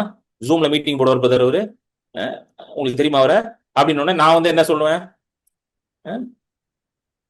நான் தாங்க அந்த கிரண் பால் சொல்லுவேனா மாட்டேனாங்க. நான் உடனே ஆமா அவர் அன்னைக்கு மீட்டிங்ல இப்படி பிரசங்கம் பண்ணாரு, அப்படி இப்படின்னு சொல்லிட்டு அப்படி பேசிட்டு போனாங்க. என்னங்க ஏங்க, நான் தாங்க அது. glad to meet you, praise the Lord brother, நல்லா இருக்கீங்களா அப்படின்னு பேசிட்டு போயிட்டே இருப்பேன். ஆண்டவர் எப்படி தன்னை வெளிக்காட்டினாரு? எப்படி வெளிக்காட்டினாரு? வார்த்தையில இருந்து தான் தன்னை வெளிக்காட்டினார். சொல்லுங்க, வார்த்தையில இருந்தா. through the word of God he revealed himself. ஹல்லேலூயா. அவர் அங்கேயே இருந்தாலும் வார்த்தையில இருந்தா தன்னை வெளிக்காட்டுறது. ஹல்லேலூயா. நல்லா புரிஞ்சுக்கோ. God's word is so precious. God's word is very powerful. அது வெளியேறப்பட்டது மிக வல்லமை உள்ளது. அதனாலதான் பிசாசு எப்படியாவது தேவ பிள்ளைகள் வார்த்தையை படிக்காம மற்ற காரியங்கள்ல ஈடுபடணும்னு ட்ரை பண்ணிட்டு இருக்கான். புரியுதுங்களா? இதுதான் வஞ்சனை. இதை இதை இதை படிக்காம அவனை மத்ததெல்லாம் பண்ண வைக்கணும் எப்படியாவது. ஏன்னா இதை படிச்சுட்டானா இயேசுவை பார்த்துருவான். வார்த்தையை படிச்சா இயேசுவை பார்த்துருவீங்க. அதை பார்க்காம எப்படி உங்களை ஓட்டுறது வண்டியை? அதுக்கு ஏதாவது இந்த மாதிரி சொல்றது, சினிமா பாட்டு ஒளி ஆண்டவர் பேசுறாரு, அப்படி பேசுறாரு, இப்படி பேசுறாரு. இப்போ ரீசெண்டா ஒரு டீச்சிங் கேட்டேன். அவங்க அந்த அந்த அம்மா சொல்றாங்க, நான் பைபிளே படிக்க மாட்டேன், ஆண்டவர் டைரக்டா என்கிட்ட பேசுவாருன்றாங்க. எங்கதான் இவங்க எல்லாம் வராங்கன்னு தெரியல. இப்படியே பேசுறாங்க. நான் பைபிளே படிச்சது இல்லைங்க, ஆண்டவர் டைரக்டா டெய்லி வந்து என்கிட்ட பேசுவாருங்க. யோசிச்சு பாருங்க. இப்படி எல்லாம் பிரசங்கம் பண்ணா சும்மாவே பைபிள் படிக்க மாட்டானுங்க. இப்படி எல்லாம் பிரசங்கம் பண்ணா சுத்தமா பைபிள் படிக்க மாட்டாங்க. கரெக்டா இல்லையா? சும்மாவே நிறைய பேர் பைபிள் படிக்கிறது கிடையாது. அன்னைக்கெல்லாம் ஒருத்தர் வந்து என்கிட்ட கேட்கிறாரு, பிரதர் நீங்க என்ன பண்ணுங்க, அப்படியே உங்க கை எடுத்து தலையில வச்சு ஆண்டவர் உங்களுக்கு சொல்லி கொடுத்தாலும் அப்படியே டைரக்டா இறக்கிடுங்க பிரதர்னாரு ஒருத்தர் வந்து. அப்படி இதெல்லாம் நிஜமா நடந்துச்சு என் வாழ்க்கையில. இப்படியே கேட்டார் வந்து என்கிட்ட, நீங்க இத்தனை வருஷமா நிறைய ஆண்டவர்ட்ட இருந்து கத்துருக்கீங்க, நிறைய ஹீலிங் பத்தி எல்லாம் நிறைய தெரியுது உங்களுக்கு, நீங்க என்ன பண்ணுங்க, அப்படியே வச்சு இந்த கம்ப்யூட்டர்ல டவுன்லோட் பண்றப்ப சர்ன்னு இறக்கிடுங்க பிரதர்னாரு. இப்போ நம்மளே இப்படி பாடுபடுத்துறானுங்கன்னா இயேசுவை என்ன பாடுபடுத்திருப்பானுங்க யோசிச்சு பாருங்க. ஊழியம் பண்றது அவ்வளவு ஈஸி இல்லைங்க. அப்பதான் நான் யோசிச்சேன், ஆஹா இவ்வளவு பாடுகள் இருக்கா நமக்கு, டிசைனா வரானுங்களே நம்மள அப்படி பாக்குறதுக்கு. புரியுது இது? புரியுதுங்களா? நல்லா கேட்டுக்கோங்க. there is no substitute to the word of God. தேவனோட வார்த்தைக்கு சப்ஸ்டிடியூட்டே நீங்க போட முடியாது. சப்ஸ்டிடியூட்டே போட முடியாது. ஹல்லேலூயா, ஆமென். சோ வாங்க, இயேசு வந்து இதை விளக்குறாரு. God Jesus explains this. இது ரொம்ப முக்கியம். இயேசு வந்து தன்னுடைய வார்த்தையை கொடுத்து என்ன சொல்ல, எப்படி வந்து தேவனுடைய ராஜ்யம் செயல்படுது அதை பார்த்துருவோம். எப்படி how does the kingdom of God works, இதுதான் ரொம்ப முக்கியம். சோ மத்தேயு 13 ஒரு ஓமையை பேசுவார். இயேசு வந்து நிறைய ஓமைகள் வழியா தான் ராஜ்யத்தை பத்தி விளக்கிட்டே வருவார், எக்ஸ்பிளைன் பண்ணிட்டே வருவார். சோ அதுல ரொம்ப முக்கியமான ஓமை வந்து பாத்தீங்கன்னா விதைக்கிறவனின் ஓமை, the parable of the sower. அது ரொம்ப முக்கியம். மத்தேயு 13 டக்குன்னு போடுங்க. 13:1 இருந்து வாசிங்க சிஸ்டர், கடன்னு வாசிங்க. இயேசு அன்றைய தினமே வீட்டிலிருந்து புறப்பட்டு போய் கடலோரத்திலே உட்கார்ந்தார். திரளான ஜனங்கள் அவரிடத்தில் கூடி வந்தபடியால் அவர் படவில் ஏறி உட்கார்ந்தார். ஜனங்கள் எல்லாரும் கரையிலே நின்றார்கள். அவர் அநேக விசேஷங்களை உவமைகளாக அவர்களுக்கு சொன்னார். கேளுங்கள், விதைக்கிறவன் ஒருவன் விதைக்க புறப்பட்டான். அவன் விதைக்கையில் சில விதை வழி அருகே விழுந்தது. பறவைகள் வந்து அதை பச்சித்து போட்டது. சில விதை அதிக மண்ணில்லாத கற்பாறை இடங்களில் விழுந்தது. மண் ஆழமாயிராததினாலே அது சீக்கிரமாய் முளைத்தது. வெயில் ஏறின போதோ தீந்து போய் வேர் இல்லாமையால் உலர்ந்து போயிற்று. சில விதை முள்ளுள்ள இடங்களில் விழுந்தது. முள் வளர்ந்து அதை நெருக்கி போட்டது. சில விதையோ நல்ல நிலத்தில் விழுந்து சிலது 100ஆகவும் சிலது 60ஆகவும் சிலது 30ஆகவும் பலன் தந்தது. கேட்கிறதற்கு காதுள்ளவன் கேட்க கடவன் என்றார். ஓகே, சரிங்களா? இதுதான் வந்து முதல் ஓமை, இயேசு பேசின முதல் ஓமை. இதுதான் பேசிக் ஓமை, சரிங்களா? இது வந்து இந்த ஓமை வந்து 3 இதுலயும் வரும். அதாவது வந்து ஜான்ல வந்து ரொம்ப வராது. இது வந்து மத்தேயு, மார்க், லூக், இது 3லயும் நீங்க இதை பார்க்கலாம், சரிங்களா? மார்க்ல வந்து இதை ரொம்ப இன்னும் அழகா எக்ஸ்பிளைன் பண்ணிருப்பாரு. நம்ம குயிக்கா அதை பார்த்துருவோம். இதான் ரொம்ப முக்கியமானது. மார்க்ல 4ல பேசுவார். பேசிட்டு வாங்க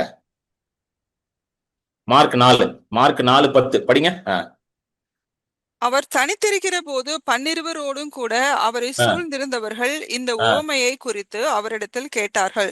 அதற்கு அவர், தேவனுடைய ராஜ்யத்தின் ரகசியத்தை அறியும்படி உங்களுக்கு அருளப்பட்டது.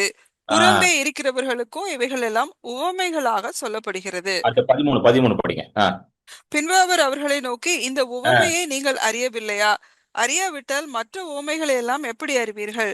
இது புரியலனா வேற எதுவும் புரியாது. போதும், இது புரியலனா வேற எதுவும் புரியாதுன்றார். தேவனுடைய ராஜ்யத்தின் ரகசியங்கள், how the kingdom of God works and functions, இதை வந்து ஓமையா ஆண்டவர் எக்ஸ்பிளைன் பண்ணிட்டே வருவார். கிட்டத்தட்ட 38-39 ஓமை இருக்குது, சரிங்களா? டோட்டலா நீங்க சினாப்சிஸ் ஆஃப் த காஸ்பிள், அதாவது 4 காஸ்பிள்லயும் பாத்தீங்கன்னா 38 ஓமைகள் வரும். சில ஓமைகள் வந்து 3 காஸ்பிள்ல வரும், சில ஓமைகள் 1 காஸ்பிள்ல வரும், சிலது 2ல வரும், அந்த மாதிரி வரும். Very few come in the 4 காஸ்பிள்ஸ்.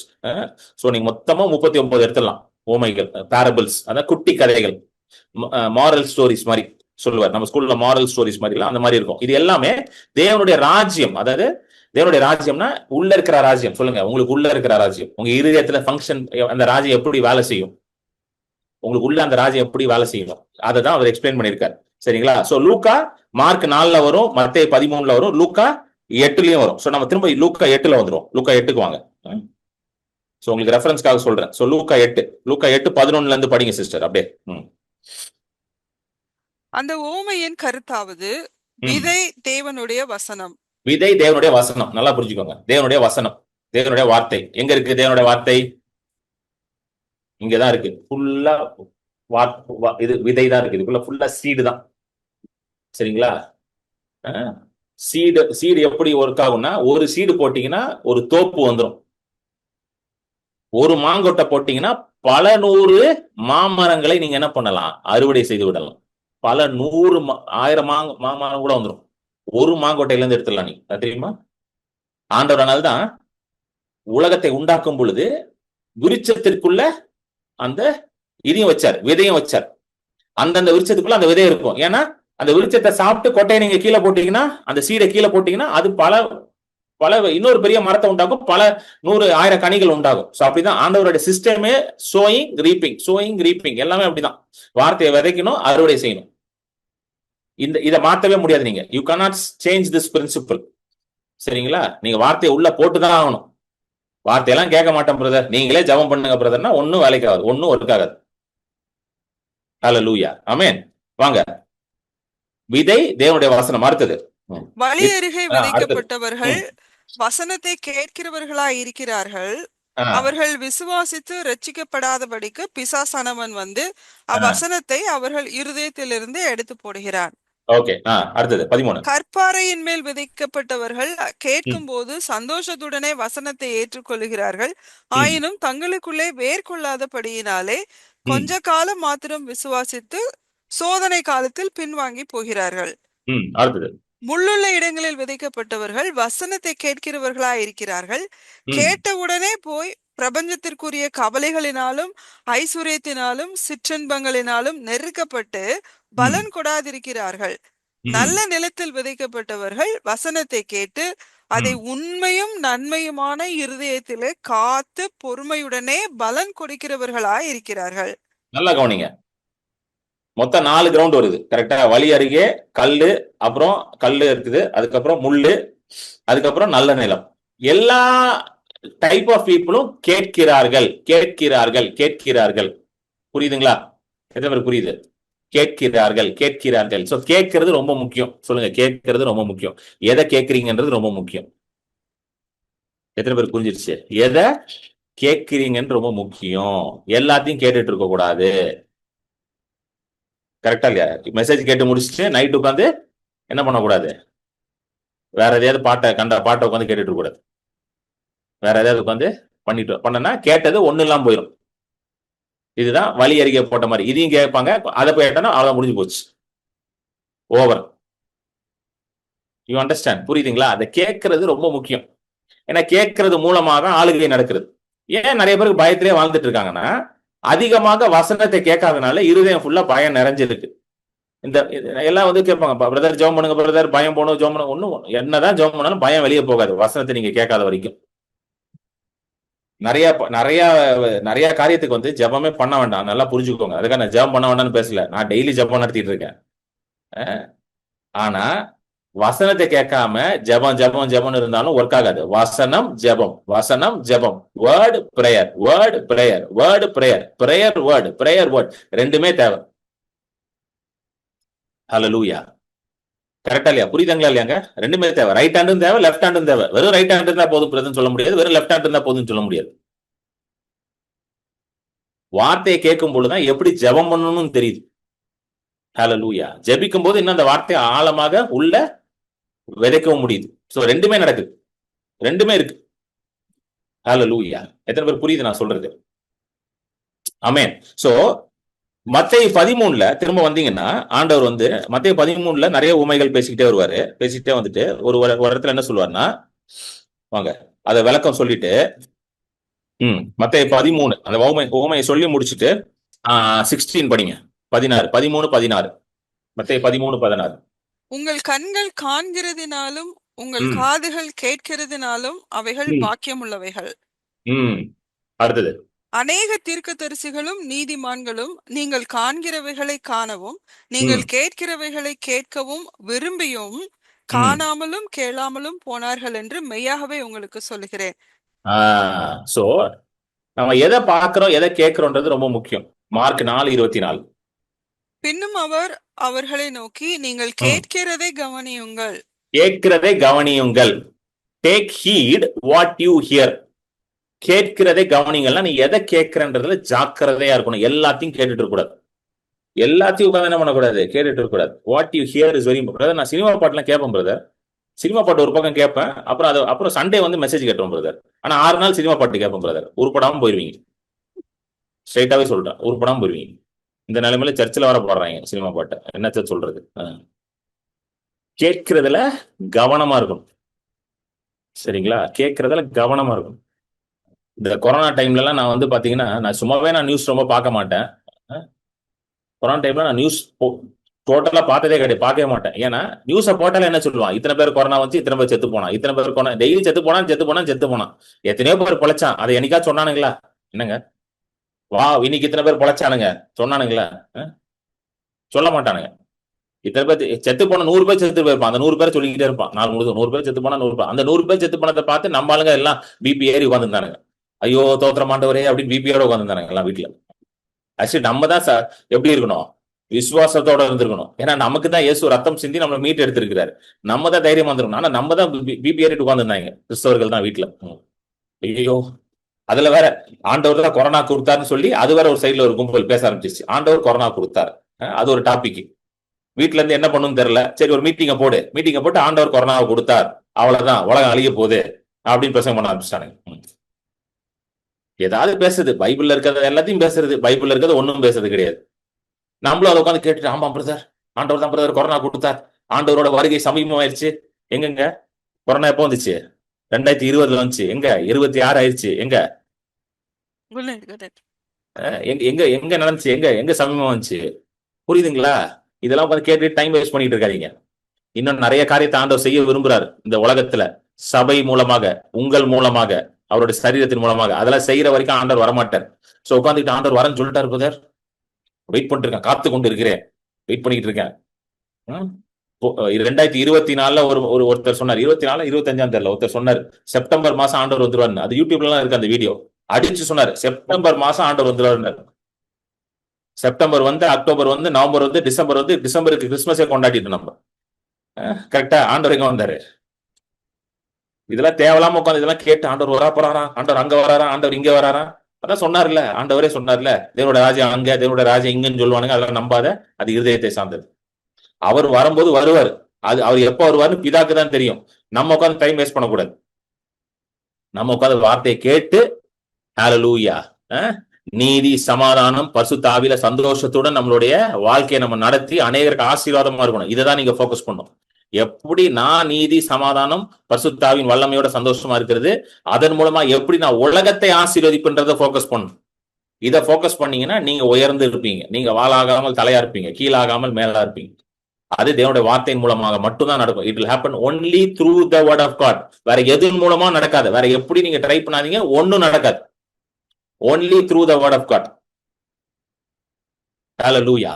Amen. So பின்னும் அவர் அவர்களை நோக்கி, நீங்கள் கேட்கிறதை கவனியுங்கள்.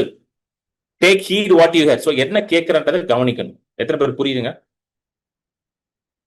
நீங்க எதை கேட்கறீங்களோ அது உங்களை ஆளுகை செய்ய ஆரம்பிச்சு. What you listen will start to overrule you, will start to take authority over you. Hallelujah. So இந்த 3 காரியத்தை நீங்க கரெக்டா வச்சிருந்தீங்கன்னா உங்க இருதயம் ஆண்டவருக்கு சொந்தமா இருக்கும். என்னன்னா நீங்க எதை பாக்குறீங்க, எதை கேட்கறீங்க, எதை பேசுறீங்க, இவ்வளவுதான் மேட்ரு. இவ்வளவுதான். உங்க கண்கள் எதை பார்க்குது, உங்க காது எதை கேட்குது, உங்க வாய் எதை பேசுது. சோ இதை எல்லாத்தையும் மெயினா கண்ட்ரோல் பண்றது வந்து காது தான். இந்த காதையும் கண்ணையும் எதை பாக்குறீங்க, எதை கேட்கறீங்கன்னு கரெக்டா வச்சீங்கன்னா வாயும் கரெக்டா பேசிடும். பார்த்திருக்கீங்களா? இருதயத்தின் நிறைவுல தான் வாய் பேசும். சோ உங்க இருதயம் எப்படி நிரப்பப்படுகிறது? காது கேட்கறதுனால இருதயம் நிரப்பப்படும், கண்ணு பாக்குறதுனாலும் இருதயம் நிரப்பப்படும். அதனாலதான் ஆண்டவர் வந்து பழைய ஏற்பாட்டுல உபாகமம் 11 எல்லாம் இஸ்ரேல் ஜனங்களுக்கு சொல்றாரு, தேவனுடைய வார்த்தையை உனக்கு முன்பதாக, உன் கண்களுக்கு முன்பதாக ஞாபக குறியாக வைத்துக் கொள்ளுன்றார். சொன்னாரா? உன் கண்ணுக்கு முன்னாடி வார்த்தை எழுதி போடுன்றார். உன் கையில மாட்டு, உன் கண்ணுக்கு முன்னாடி அதை வையின்றார். சோ வார்த்தை தான் உன் கண்ணுக்கு முன்னாடி இருக்குன்றார். எத்தனை பேர் புரியுது? சோ வார்த்தையே பார்த்துட்டு வார்த்தையே கேட்டுட்டு அப்ப ஆட்டோமேட்டிக்கா வார்த்தையை பேச ஆரம்பிச்சிருவீங்க. வாயை திறந்தா விசுவாசமே வர மாட்டீங்க. ஏன்னா உள்ள ஒண்ணு இல்ல. உள்ள இருந்தாதானே வரும் வெளியே. என்னங்க, உள்ள வார்த்தை இருந்தாதான் வெளியே வாயில வார்த்தை வரும். உள்ள இருக்கிறதெல்லாம் குப்பை. அப்போ வாயில திறந்தா குப்பை தான் வரும். நிறைய பேருக்கு என்ன பிரச்சனைனா, பிரதர் ஜெபமே பண்ண வர மாட்டீங்க. ஏன்னா உள்ள ஒண்ணு இல்ல. உள்ள எம்டி. உள்ள வேர்ட் ஆஃப் காட் இருந்துச்சுன்னா ஆட்டோமேட்டிக்கா ஜெபம் வரும் வெளியே. கரெக்டா? இப்ப புரியுதுங்களா ஏன் ஜெபம் பண்றதுக்கு ரொம்ப சிரமமா இருக்குன்ட்டு? உள்ள வேர்டு போட்டீங்கன்னா கரெக்டா தேவ சித்தத்தின்படி ஜெபிக்க ஆரம்பிச்சிருவீங்க. உள்ள வேர்டு இல்லைன்னா என்ன ஜெபிக்கணும்னே தெரியல. என்ன ஜெபிக்கணும்னே தெரியல பிரதர். சரி இவரு ஜெபிப்பாருன்னு சொன்னாங்க, சரி அவர்கிட்ட போய் ஜெபம் பண்ணுவோம். இந்த கிரண் பால் டெய்லி ஏதோ நடத்துறாராமே, அவர்கிட்ட போய் டெய்லி ப்ரேயர் பாயிண்ட் கொடுத்துருவோம். அவர் ஜெபிப்பார் எனக்காக. அவர் கண்ணீர் விடுவார் வீட்டுல உட்காந்து. நிறைய அவரு படிச்சு உள்ள போட்டிருக்காரு. அவர் ஜெபிப்பார். நம்ம வீட்டுல உட்காந்து ஃபுல்லா யூடியூப் ஃபேஸ்புக்கை பார்ப்போம். அவர் ஜெபிப்பார் எனக்காக. ஒர்க்கே ஆகாது, வண்டியே ஓடாது. இப்பவே சொல்லிட்டேன். இதுதான் ஸ்ட்ரைட்டா சொல்றேன்னா, இதுக்கு மேல ஸ்ட்ரைட்டா சொல்ல முடியாது. வண்டி வந்து கவுந்து போயிடும் எங்கேயாவது போய். பயம் காட்ட நினைக்காதீங்க, இதாங்க உண்மை. நான் பயமே காட்டல யாரையுமே, இதான் உண்மையை பேசிட்டு இருக்கேன். ஹல்லேலூயா, ஆமென். ஆனால்தான் இயேசு வந்து பாத்தீங்கன்னா சொல்றாரு, இந்த உவமை புரியவில்லை, உனக்கு புரியலன்னா வேற எதுவுமே புரியாதுப்பா அப்படின்றது. விதைக்கிறவன் உவமை உங்களுக்கு புரியவில்லை என்றால் வேற எதுவும் புரியாது. சோ நம்ம இருதயம் எப்படி இருக்கணுமா? அந்த 4வது நிலத்தை போல இருக்கணும். அந்த நம்மளோட இருதயம் எப்படி இருக்கணும்? தட் ஃபோர்த் கிரவுண்ட் போல உங்க இருதயத்தை நீங்க பாத்துக்கணும். அப்படின்னா எப்படி இருக்கணும் உங்க இருதயம்? 4வது நிலம். 8 லூக்கா 8 வாங்க. நல்ல நிலம் எப்படி இருக்குமா? லூக்கா 8:15. லூக்கா 8:15. நல்ல நிலத்தில் விதைக்கப்பட்டவர்கள் வசனத்தை கேட்டு அதை உண்மையும் நன்மையுமான இருதயத்திலே காத்து பொறுமையுடனே பலன் கொடுக்கிறவர்களாய் இருக்கிறார்கள். காத்து, கேட்டு காத்து, ரொம்ப முக்கியம். கேட்டு காத்து. Here the word with a noble good heart, keep it. காத்துக்கணும். அப்பனா வேற எதையும் உள்ள விட்டுறக்கூடாது. வேற எதுவும் உள்ள வந்துடக்கூடாது. ஏன்னா எல்லாமே வந்து உள்ள மேய பாக்குது. இப்ப நீங்களே பாத்திருப்பீங்கல்ல, நீங்க யோசிச்சு நீங்க பாத்திருக்கீங்களா? நானும் அனுப்பிட்டுருக்கேன். நல்ல மெசேஜ் கிட்ட அதுக்கப்புறம் தேவையில்லாம ஏதாவது போயிட்டு யூடியூப்ல ஏதாவது வீடியோ பாக்குறது, ஏதாவது பாத்துட்டோம்னு வச்சுக்கோங்க. இதெல்லாம் நிறைய நான் அனுபவிச்சுதான் எல்லாத்தையும் குப்பையில போட்டாச்சு. எல்லாத்தையும் இதெல்லாம் ஒன்னும் வேலைக்கு ஆகுதுன்னு கண்டுபிடிச்சுதான். நான் பேசுறது நிறைய நான் அனுபவிச்சுதான் பேசிட்டு இருக்கேன். நிறைய காரியங்களை எக்ஸ்பீரியன்ஸ் பண்ணி தான் அதுல இருந்து பேசிக்கிட்டு இருக்கேன். நல்ல மெசேஜ் எல்லாம் கேட்டு எல்லாம் பண்ணிட்டு போய் ஒரு படத்தை பார்த்தா முடிஞ்சு போச்சு. கடைசியில பார்த்தா மெசேஜா படமான்னு பார்த்தா மெசேஜ் காணாம போயிருச்சு. மைண்ட்ல இருந்து படம் உள்ள உட்காந்துக்கிட்டு இருக்கு. எத்தனை பேர் புரியுது நான் சொல்றது? நீங்களே யோசிச்சு, என்னடா 1.5 மணி நேரம் மெசேஜ் கேட்டோம், 1.5 மணி நேரம் மெசேஜ் கேட்கறது, 3 மணி நேரம் படம் பாக்குறது, அவ்வளவுதான், அவுட்டு, முடிஞ்சு எல்லாம். ஹல்லேலூயா. அப்புறம் நம்ம யோசிப்போம், என்ன ஆண்டவரே, நான் சபைக்கு ஒழுங்கா போனேன், எல்லாம் ஒழுங்கா போனேன், ஆனா ஒண்ணு இல்ல. ஏன் ஒண்ணு இல்லைன்னா எல்லாத்தையும் உள்ள விட்டதுனால. ஏன்னா பிசாசு வந்து தீவிரமா இருக்கிறான். நல்லா புரிஞ்சுக்கோங்க, பிசாசு தீவிரமா இருக்கிறான். எப்படியாவது என்ன பண்ணிடணும், வார்த்தைய இவர்கள் கேட்டு அதை காத்து கொள்ளக்கூடாதுன்றதுல தீவிரமா இருக்கிறான். அதனால அவன் என்ன பண்ணுவான் பிசாசு வந்துன்னா, வார்த்தை விதைக்கப்படுற இருதயத்துல வந்து களைகளையும் விதைப்பான். அதையும் இயேசு வந்து ஒரு உவமையா சொல்றாரு. களைகள் என்னது? வீட்ஸ், தேவையில்லாத செடிகளை வந்து என்ன பண்ணுவான், விதைச்சிட்டு போவான். அது ஒரு இடத்துல சொல்லுவார். மத்தேயு 13:24. மத்தேயு 13:24 வாசிங்க. Matthew 13:24. இந்த உவமையை சொன்ன உடனே அடுத்த உவமை இது. 12:24. 13:24. வேறொரு உவமையை அவர்களுக்கு சொன்னார். பரலோக ராஜ்யம் தன் நிலத்தில் நல்ல விதையை விதைத்த மனுஷனுக்கு ஒப்பாயிருக்கிறது. பரலோக ராஜ்யம்னாலே என்னது? வார்த்தையை விதைக்கணும். சொல்லுங்க, வார்த்தையை விதைக்கணும். கிங்டம் ஆஃப் காட் வந்து எப்படி ஃபங்க்ஷன் ஆகுது? வார்த்தையை விதைச்சுக்கிட்டே இருக்கணும். எவ்வளவு நாள் விதைக்கணும்? வாழ்நாள் எல்லாம் நீங்க விதைச்சுக்கிட்டே இருக்கணும். Till you are in this earth, you should take the word of God and put it in your heart. இந்த உலகத்துல இருக்கிற வரைக்கும் வார்த்தையை எடுத்து உள்ள போட்டுக்கிட்டே தான் இருக்கணும். எவ்வளவு நாள் போட்டுக்கிட்டே இருக்கணும். இப்படிதான் பரலோக ராஜ்யம் ஃபங்க்ஷன் ஆகும். நீங்க வார்த்தையை விதைக்க தான் உங்க இருதயம் தேவனுடைய ஆளுகைக்குள்ள இருக்கும். Hallelujah. It will be under the rulership of God. Hallelujah. Thank you Jesus. அடுத்தது 24. வேறொரு உவமையை அவர்களுக்கு சொன்னார். பரலோக ராஜ்யம் தன் நிலத்தில் நல்ல விதையை விதைத்த மனுஷனுக்கு ஒப்பாயிருக்கிறது. அடுத்தது, மனுஷர் நித்திரை பண்ணுகையில் அவனுடைய சத்துரு வந்து கோதுமைக்குள் களைகளை விதைத்து விட்டு போனார். சத்துரு வந்து எதை வச்சுட்டு போறான்? கலைகளை நித்திரை பண்ணும் பொழுது அப்படின்னா, இப்ப நம்ம வார்த்தையை விதைச்சிட்டு அப்படியே விட்டோம்னு வச்சுக்கோங்க. அப்படியே விட்டோம்னா ஓகே, மெசேஜ் கேட்டாச்சு, இன்னைக்கு இது முடிஞ்சுங்க, இன்னைக்கு கோட்டா முடிஞ்சு. காலையிலேயே 6 மணிக்கு எந்திச்சு 6:30ல இருந்து 7 வரைக்கும் கிரண் பால் பிரதர் டங்ஸ் மீட்டிங் நடத்தினாரு. 1/2 மணி நேரம் ராபஹாலமா ஷேகரனமே சிகரபஹால திகரனம ரோகபன் டங்ஸ் ஜோ பண்ணி ஓகே, இன்னைக்கு கோட்டா முடிஞ்சு. இப்ப நம்ம என்ன பண்ணுவோம், நேரா போயிட்டு புதுசா ஒரு படம் விட்டுருக்கான், நாம நேரா போய் பாத்துருவோம். தூங்கும் பொழுது சத்திர எதை விதைச்சிட்டு போயிடுவான், கலைகளை விதைத்து விட்டு போயிடுவோம். சோ காலையில இருந்து ஜோபம் பண்ணிட்டு வேற ஏதாவது பண்றது, அப்புறம் யோசிக்கிறது, என்ன டெய்லி காலையில இருந்து ஜோபம் பண்றோம், ஒண்ணு நடக்க மாட்டீங்க, நடக்க மாட்டீங்க. வல்லமே இல்ல போல, கிரண் பால் பிரதருக்கு வல்லமே இல்ல பிரதர், பவர் இல்ல அவருக்கு. நம்ம என்ன பண்ணோம், வேற பிரதரை தேடுவோம். அவர் ஃப்ரெண்ட் ஒருத்தர் இருக்கிறாரு, அவர் தீர்க்கதரிசின்றாங்க, அவர்கிட்ட போயிடுவோம் பேசாம. அவர் ஏதாவது சொல்லுவார், நம்மளுக்கு பார்த்து சொல்லுவாரு. புரியுதுங்களா? அபிஷேகம் பண்ணப்பட்ட ஒரு மனுஷன் இருக்கிறார். அன்னைக்கு ஒருத்தர் போன் பண்ணாரு எனக்கு, கனடால இருந்து போன் பண்ணி, அவரு நான் சொல்றதே கேட்க மாட்டாரு, போன் பண்ணி வெறும்னா தீர்க்கதரிசனம் சொல்லுங்க ஒத்த காலில் நிக்கிறாரு அவரு. ஐயா ஜூம் மீட்டிங் வாங்க ஐயா, வார்த்தைகள்னா தீர்க்கதரிசனம் சொல்லுங்கன்றாரு. அவருக்கு தேவை தீர்க்கதரிசனம் தான். அப்புறம் போய் பார்த்தா ஏகப்பட்ட எனக்கு தெரிஞ்ச தீர்க்கதரிசிகள் நிறைய பேர்கிட்ட தீர்க்கதரிசனம் கேட்டிருக்காரு. கேட்டுட்டு வந்துட்டு என்கிட்ட சொல்றாரு, நான் நிறைய பேர்ட்ட தீர்க்கதரிசனம் கேட்டேன், அவங்கள ஜென்ரலா தான் சொல்றாங்க, ஜென்ரலா சொல்றாங்க, கர்த்தர் உன்னை ஆசீர்வதிப்பார், கர்த்தர் உன்னை பெருக செய்வார், ஜென்ரலா சொல்றாங்க. நீங்க வந்து கொஞ்சம் ஸ்பெசிபிக்கா சொல்லிட்டீங்க பிரதர். நீங்க வந்து நான் ஜோம் பண்ணும்போது ஆண்டவர் சில காரியங்களை சொல்லிட்டாரு, அவரை பத்தி, அவர் குடும்பத்தை பத்தி, அதை நான் சொல்லிட்டேன் அவர்கிட்ட. ஆண்டவர் சொன்னார், நான் சொல்லிட்டேன். நீங்க கொஞ்சம் ஸ்பெசிபிக்கா சொல்றீங்க பிரதர், பரவாயில்ல, நீங்க ஒரு நல்ல, அவர் சர்டிஃபிகேட் கொடுக்குறாரு, நீங்க ஒரு நல்ல தீர்க்கதரிசி பிரதர். நான் நினைச்சேன், அடப்பாவி, வார்த்தையெல்லாம் கேட்க மாட்டீங்க, எல்லா தீர்க்கதரிசியும் போவீங்க, தீர்க்கதரிசனம் கேட்பீங்க, அப்புறம் மார்க் வர போடுறது. இவரு கொஞ்சம் ஜென்ரலா சொல்றாரு, இவரு கொஞ்சம் பர்ஃபெக்டா சொல்றாரு. அவர் வந்து ஃபொரன்சிக் ப்ராஃபிட் அவர் போன் நம்பர்லாம் சொல்லுவார் brother, phone number, car number, bank வீட்டு number, EB card number, ration card number எல்லாம் சொல்றாரு. அவர் ஃபொரன்சிக் ப்ராஃபிட் பிரதர். இது எல்லாமே வந்து வேதத்துல இருக்குது, இது எல்லாமே உண்டுதான். ஆனா நல்லா கேட்டுக்கோங்க, I am not against any of these things. இது எதுக்குமே நான் என்ன கிடையாது, அகேன்ஸ்ட் கிடையாது. இது எதுக்குமே நான் அகேன்ஸ்ட் கிடையாது. இன்ஃபேக்ட் நானே ஜெபம் பண்ணி சில பேருக்கு பேர்லாம் சொல்லியிருக்கேன், நானே சொல்லியிருக்கேங்க, நல்லா கேளுங்க, நானே சொல்லியிருக்கேன், என் ஊழியத்திலே நடந்திருக்கு, பேர்லாம் சொல்லியிருக்கேன், நம்ம மீட்டிங்ல இருக்கவங்களுக்கே நான் சொல்லியிருக்கேன் சில பேருக்குலாம்.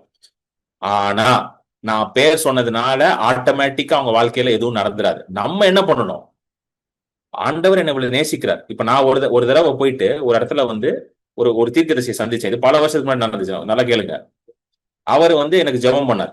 அப்ப நான் மட்டும் தான் போயிருந்தேன் என் நண்பர்களோட. என் கையை வந்து பிடிச்சாரு, கையை பிடிச்சிட்டு என் மனைவி பேரை சொன்னாரு. என் மனைவி பேரை சொன்னாருங்க, மனைவி பேர் சொல்லி என் மனைவி குறித்து சில காரியங்கள்லாம் தீர்க்கதரிசனம் சொன்னார். I was surprised. எப்படா, ஏன்னா அவருக்கு என் மனைவியோட பேர் தெரிய சான்ஸே கிடையாது அந்த தீர்க்கதரிசி, எப்படியுமே தெரியாது. ஆனா சொல்றாரு, மனைவி பேர் சொல்லிட்டாரு. எனக்கு ஐ வாஸ் டேக்கன் அபேக். இது வந்து என்ன, இதுல இருந்து நான் புரிஞ்சுக்கணும், காட் லவ்ஸ் மை ஒய்ஃப்.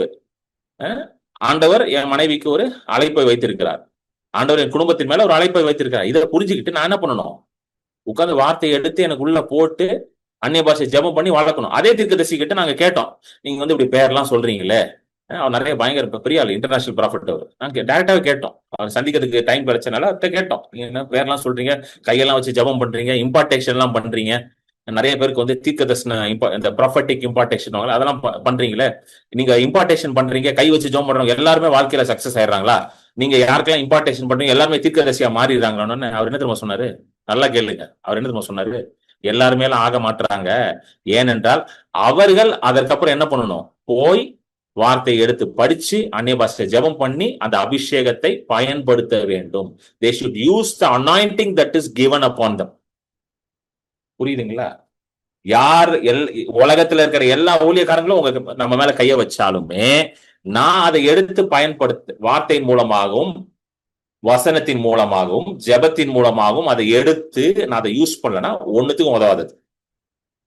புரிஞ்சிச்சுங்களா? எத்தனை பேருக்கு புரியுது? சோ யார் கை வைக்கலன்னு இங்க முடியல. யாருமே கை வைக்கலனாலும் நீங்க ஒரு பெரிய தீர்க்கதரிசியை எழும்ப முடியும். யாருமே கை வைக்கலனாலும் நீங்க ஒரு பெரிய ஆளா எழும்ப முடியும். ஏன்னா end of the day it is the word of God. கடைசியில வார்த்தை தான் வேலை செய்யும். இவர் கை வச்சாரு, அவரு கை வச்சாரு, இவர் எங்க வீட்டுல வந்து சாப்பிட்டாரு, அவர் எங்க வீட்டுல வந்து படுத்து படுத்து தூங்கிட்டு ஏஞ்சி போனாரு, இந்த ஊழியக்காரர் எங்க வீட்டுல தங்கினாரு, அதனாலலாம் ஒண்ணும் நடக்காது. இவருக்கு இந்த இந்த ஊழியக்காரருக்கு நான் கார் ஓட்டினேன், அந்த ஊழியக்காரருக்கு நான் பைக் ஓட்டினேன், அந்த ஊழியக்கார போய் ஏர்போர்ட்ல கூட்டு வந்தேன். இப்ப நான்லாம் லிஸ்ட் கொடுத்தீங்கன்னா நீங்க பாதி பேர் நீங்க வந்து ஷாக்லேயே கீழே விழுந்துருவீங்க. நான் ஊழியக்கார லிஸ்ட் கொடுத்து இந்த ஊழியக்கார கூட எல்லாம் நான் வந்து நெருக்கமா போய் அவங்கள போய் கார்ல எல்லாம் கூட்டு வந்து லிஸ்ட் கொடுத்தேன்னா அப்படியான்னு வாயை பொழந்துருவீங்க. ஆனா அது அவங்களுக்கு நான் செஞ்சது காரணம் கனத்தின் நிமித்தம்.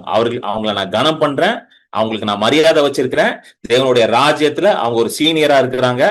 தேவன் அவங்க மேல ஒரு அழைப்பை வைத்திருக்கிறார், ஒரு அபிஷேகத்தை வைத்திருக்கிறார். அதை நான் வந்து மதிக்கிறேன். I respect, I honour the man of God. அதுக்காக நான் செஞ்சேன். அவருக்கு போய் நான் கார் ஓட்டினேன், அதனால ஆண்டவர் எனக்கு ஸ்பெஷலா ஒரு பிளெஸிங் கொடுப்பாரு, அதனால நான் செய்யவே இல்லை. நல்லா புரிஞ்சுக்கணும். You have to understand this. Hallelujah. ஆண்டவரே, அவருக்கு நான் கார்லாம் ஓட்டிருக்கேன் ஆண்டவரே. ஆண்டவர் சொல்லுவாரு, அவருக்கு நீ கார் ஓட்டின ரைட்டரா, வீட்டுல போய் பைபிள் படிச்சியா, வீட்டுல போய் வேதத்தை வாசிச்சேன்னு கேட்பாரு. You understand? அதனாலதான் நான் எல்லாம் சொல்லுவேன். இது எல்லாமே வந்து நல்லதுதான், இது எல்லாமே நல்லதுதான். ஊழியக்காருக்கு நான் காபி போட்டு கொடுத்தேன், அவருக்கு நான் டீ ஊத்தி கொடுத்தேன், சர்ச்சில் நான் தான் பெருக்கிறேன், சர்ச்சில் நான் தான் சேர் போடுறேன், எல்லாம் ரைட்டு தான். ஆனா நீங்க போய் வார்த்தை எடுத்து விதைச்சி அதை பாதுகாத்து அதுக்கு தண்ணி ஊத்துனாதான் 30, 60, 100 மடங்கான அறுவடை உண்டாகும். இல்லைன்னா பிசாசு காலி கிரவுண்ட்ல வந்து எதை விதைச்சிட்டு போயிடுவான்? கலைகளை விதைத்து விட்டு போயிடுவான். அப்ப நம்ம உட்காந்து யோசிச்சுட்டு இருப்போம், சர்ச்சிலே தான் கடந்தேன் பிரதர், சனி நேரம்னா சர்ச்சிலே தான் கிடப்போம் பிரதர், எல்லா வேலையும் செஞ்சேன் பிரதர், ஆனா என் வாழ்க்கையில பெரிய பலன் இல்லை. இதனாலதான் பலன் இல்லை, இதனாலதான் பலன் இல்லை. ஹல்லேலூயா. இந்த உண்மை யாருக்கு தெரிஞ்சிருச்சு? ரோம நூற்றுக்கு அதிபதிக்கு தெரிஞ்சிருச்சு. என்ன பிரதர் இங்க வந்துட்டீங்க? இங்கதான் ஸ்டார்ட் பண்ணோம். ரோமர் எங்க ஸ்டார்ட் பண்ணோம்? மத்தேயு 8 வந்து தெளிவா சொல்றேன், ஆண்டவரே என் வீட்டுக்கு வந்து நீ கையெல்லாம் வைக்க வேண்டாம், வாங்க திரும்ப வாங்க. மெசேஜோட இதுக்கு வந்தாச்சு. எங்க வந்தாச்சு? இங்கதான் ஸ்டார்ட் பண்ணோம். ஸ்டார்ட் பண்ணி அப்படி போயிட்டு வந்துட்டோம் திருப்பி. வாங்க படிங்க சிஸ்டர் திரும்ப. ஆண்டவரே, ஆண்டவர் சொல்றாருல்ல, அந்த படிங்க திரும்ப 13ல இருந்து 4ல இருந்து படிங்க. ரோமர் 8:4 இருந்து. சாரி, ரோமர்ல, சாரி, மத்தேயு 8:4. இயேசு அவனை நோக்கி, இதை நீ 5ல இருந்து படிங்க. இயேசு கப்பர்நகூமில் பிரவேசித்த போது நூற்றுக்கு அதிபதி ஒருவன் அவரிடத்தில் வந்து, ஆண்டவரே, என் வேலைக்காரன் வீட்டிலே திமிர்வாதமாய் கிடந்து கொடிய வேதனைப்படுகிறான் என்று அவரை வேண்டிக் கொண்டான். அதற்கு இயேசு, நான் வந்து அவனை சொஸ்தமாக்குவேன் என்றார். நான் வந்து அவனை சொஸ்தமாக்குவேன். அதற்கு நூற்றுக்கு அதிபதி என்ன சொல்றான்? படிங்க, ரொம்ப முக்கியம். நூற்றுக்கு அதிபதி பிரதியுத்தரமாக, ஆண்டவரே, நீர் என் வீட்டுக்குள் பிரவேசிக்க நான் பாத்திரன் அல்ல. ஒரு வார்த்தை மாத்திரம் சொல்லும், அப்பொழுது என் வேலைக்காரன் சொஸ்தமாவான். அவ்வளவுதான், முடிஞ்சிச்சு. தேவனுடைய ராஜ்யம் எப்படி செயல்படும்ன்றத கிளீனா புரிஞ்சு வச்சிருக்கான் நூற்றுக்கு அதிபதி. யூதன் அல்லாதவன் தெளிவா இருக்கிறான். ஒரு வார்த்தை மட்டும், வீட்டுக்கெல்லாம் வர வேண்டாம் ஆண்டவரே, வீட்டுக்கெல்லாம் வர வேண்டாம், எதுக்கு வந்து நீங்க கையை வச்சு, எதுக்கு இதெல்லாம் தேவையில்லாத வேலை, நீங்க அவங்க வேலையை பாருங்க, நான் என் வேலையை பாக்குறேன். அப்படியே ஒரு வார்த்தையை சொல்லிட்டு நீங்க கிளம்புங்க, நான் கிளம்புறேன் அப்படின்ட்டான். வேலை முடிஞ்சு. தெளிவா இருக்கிறான் பையன். ரோமர் நூற்றுக்கு அதிபதி. இயேசுக்கே ஷாக் கொடுத்த மனுஷங்க அவன். சில பேர் இயேசுவே ஆச்சரியப்பட வச்ச மனிதர்கள்லாம் இருக்கிறாங்க. ஆனா அவனுக்கு எவனுமே யூதர்கள் கிடையாது, அவன் எவனுமே விசுவாசி கிடையாது. அவனுக்குதான் இயேசு ஆச்சரியப்பட வச்சானுங்க. ஒரே ஒரு வார்த்தை சொல்லும் போதும், your word is enough. சொல்லுங்க, ஆண்டவரே உங்களுடைய வார்த்தை போதும், ஆண்டவர் உங்களுடைய வார்த்தை போதும். ஹல்லேலூயா. உங்களுடைய வார்த்தை போதும், உங்களுடைய வார்த்தை போதும், உங்களுடைய வார்த்தை போதும். ஹல்லேலூயா. இதோட வார்த்தை இருக்கு அவங்க கிட்ட, எல்லார்கிட்டயும் இருக்கு. இன்னைக்கு நமக்கு அந்த அந்த ஒரு பிரச்சனை இல்லைல்ல. we can read the Bible, we can meditate the Bible. அதுக்கு ஏதாவது தடை இருக்கா? கிடையாது. unlimited resource of the word of God is available. இதோட வார்த்தை வந்து அளவில்லாமல் நமக்கு அவைலபிளா இருக்கு ஆன்லைன்ல. there is unlimited resource available. Hallelujah. Amen. So அதை எடுத்து உள்ள போடுறதுதான் நம்ம வேலை, வேற வேலையே இல்லை நமக்கு. அதை உள்ள போட்டீங்கன்னா ஆட்டோமேட்டிக்கா வேலை செய்யும். இதை நீங்க ட்ரை பண்ணி பாருங்களேன். அடுத்த ஒரு மாசம் இதை நீங்க சும்மா ஒரு இது மாதிரி ட்ரை பண்ணுங்க. ஒரு இதா எடுத்துக்கோங்க, சேலஞ்சா எடுத்துக்கோங்க. இந்த மார்ச் மாசம் 2 மாசம் முடிஞ்சிருச்சு. சில பேர்லாம் ஃபீல் பண்ணிருக்கீங்க, 2 மாசம் முடிஞ்சே ஒன்றும் பண்ணல, பரவாயில்ல விடுங்க. அடுத்த இந்த மார்ச் மாசம் எடுத்துக்கோங்க. வெறும் வேர்டை மட்டும் படிங்க, வேர்டை மட்டும் வசனத்தை மட்டும் கேளுங்க, வேற எதுவும் பார்க்காதீங்க. ஃபேஸ்புக், யூடியூப், இன்ஸ்டாகிராமு, லொட்டு லூஸ்க்கு எதுவும் பார்க்காதீங்க. எல்லாத்தையும் அன்இன்ஸ்டால் பண்ணி தூக்கி போடுங்க. நல்ல செய்திகளை கேளுங்க.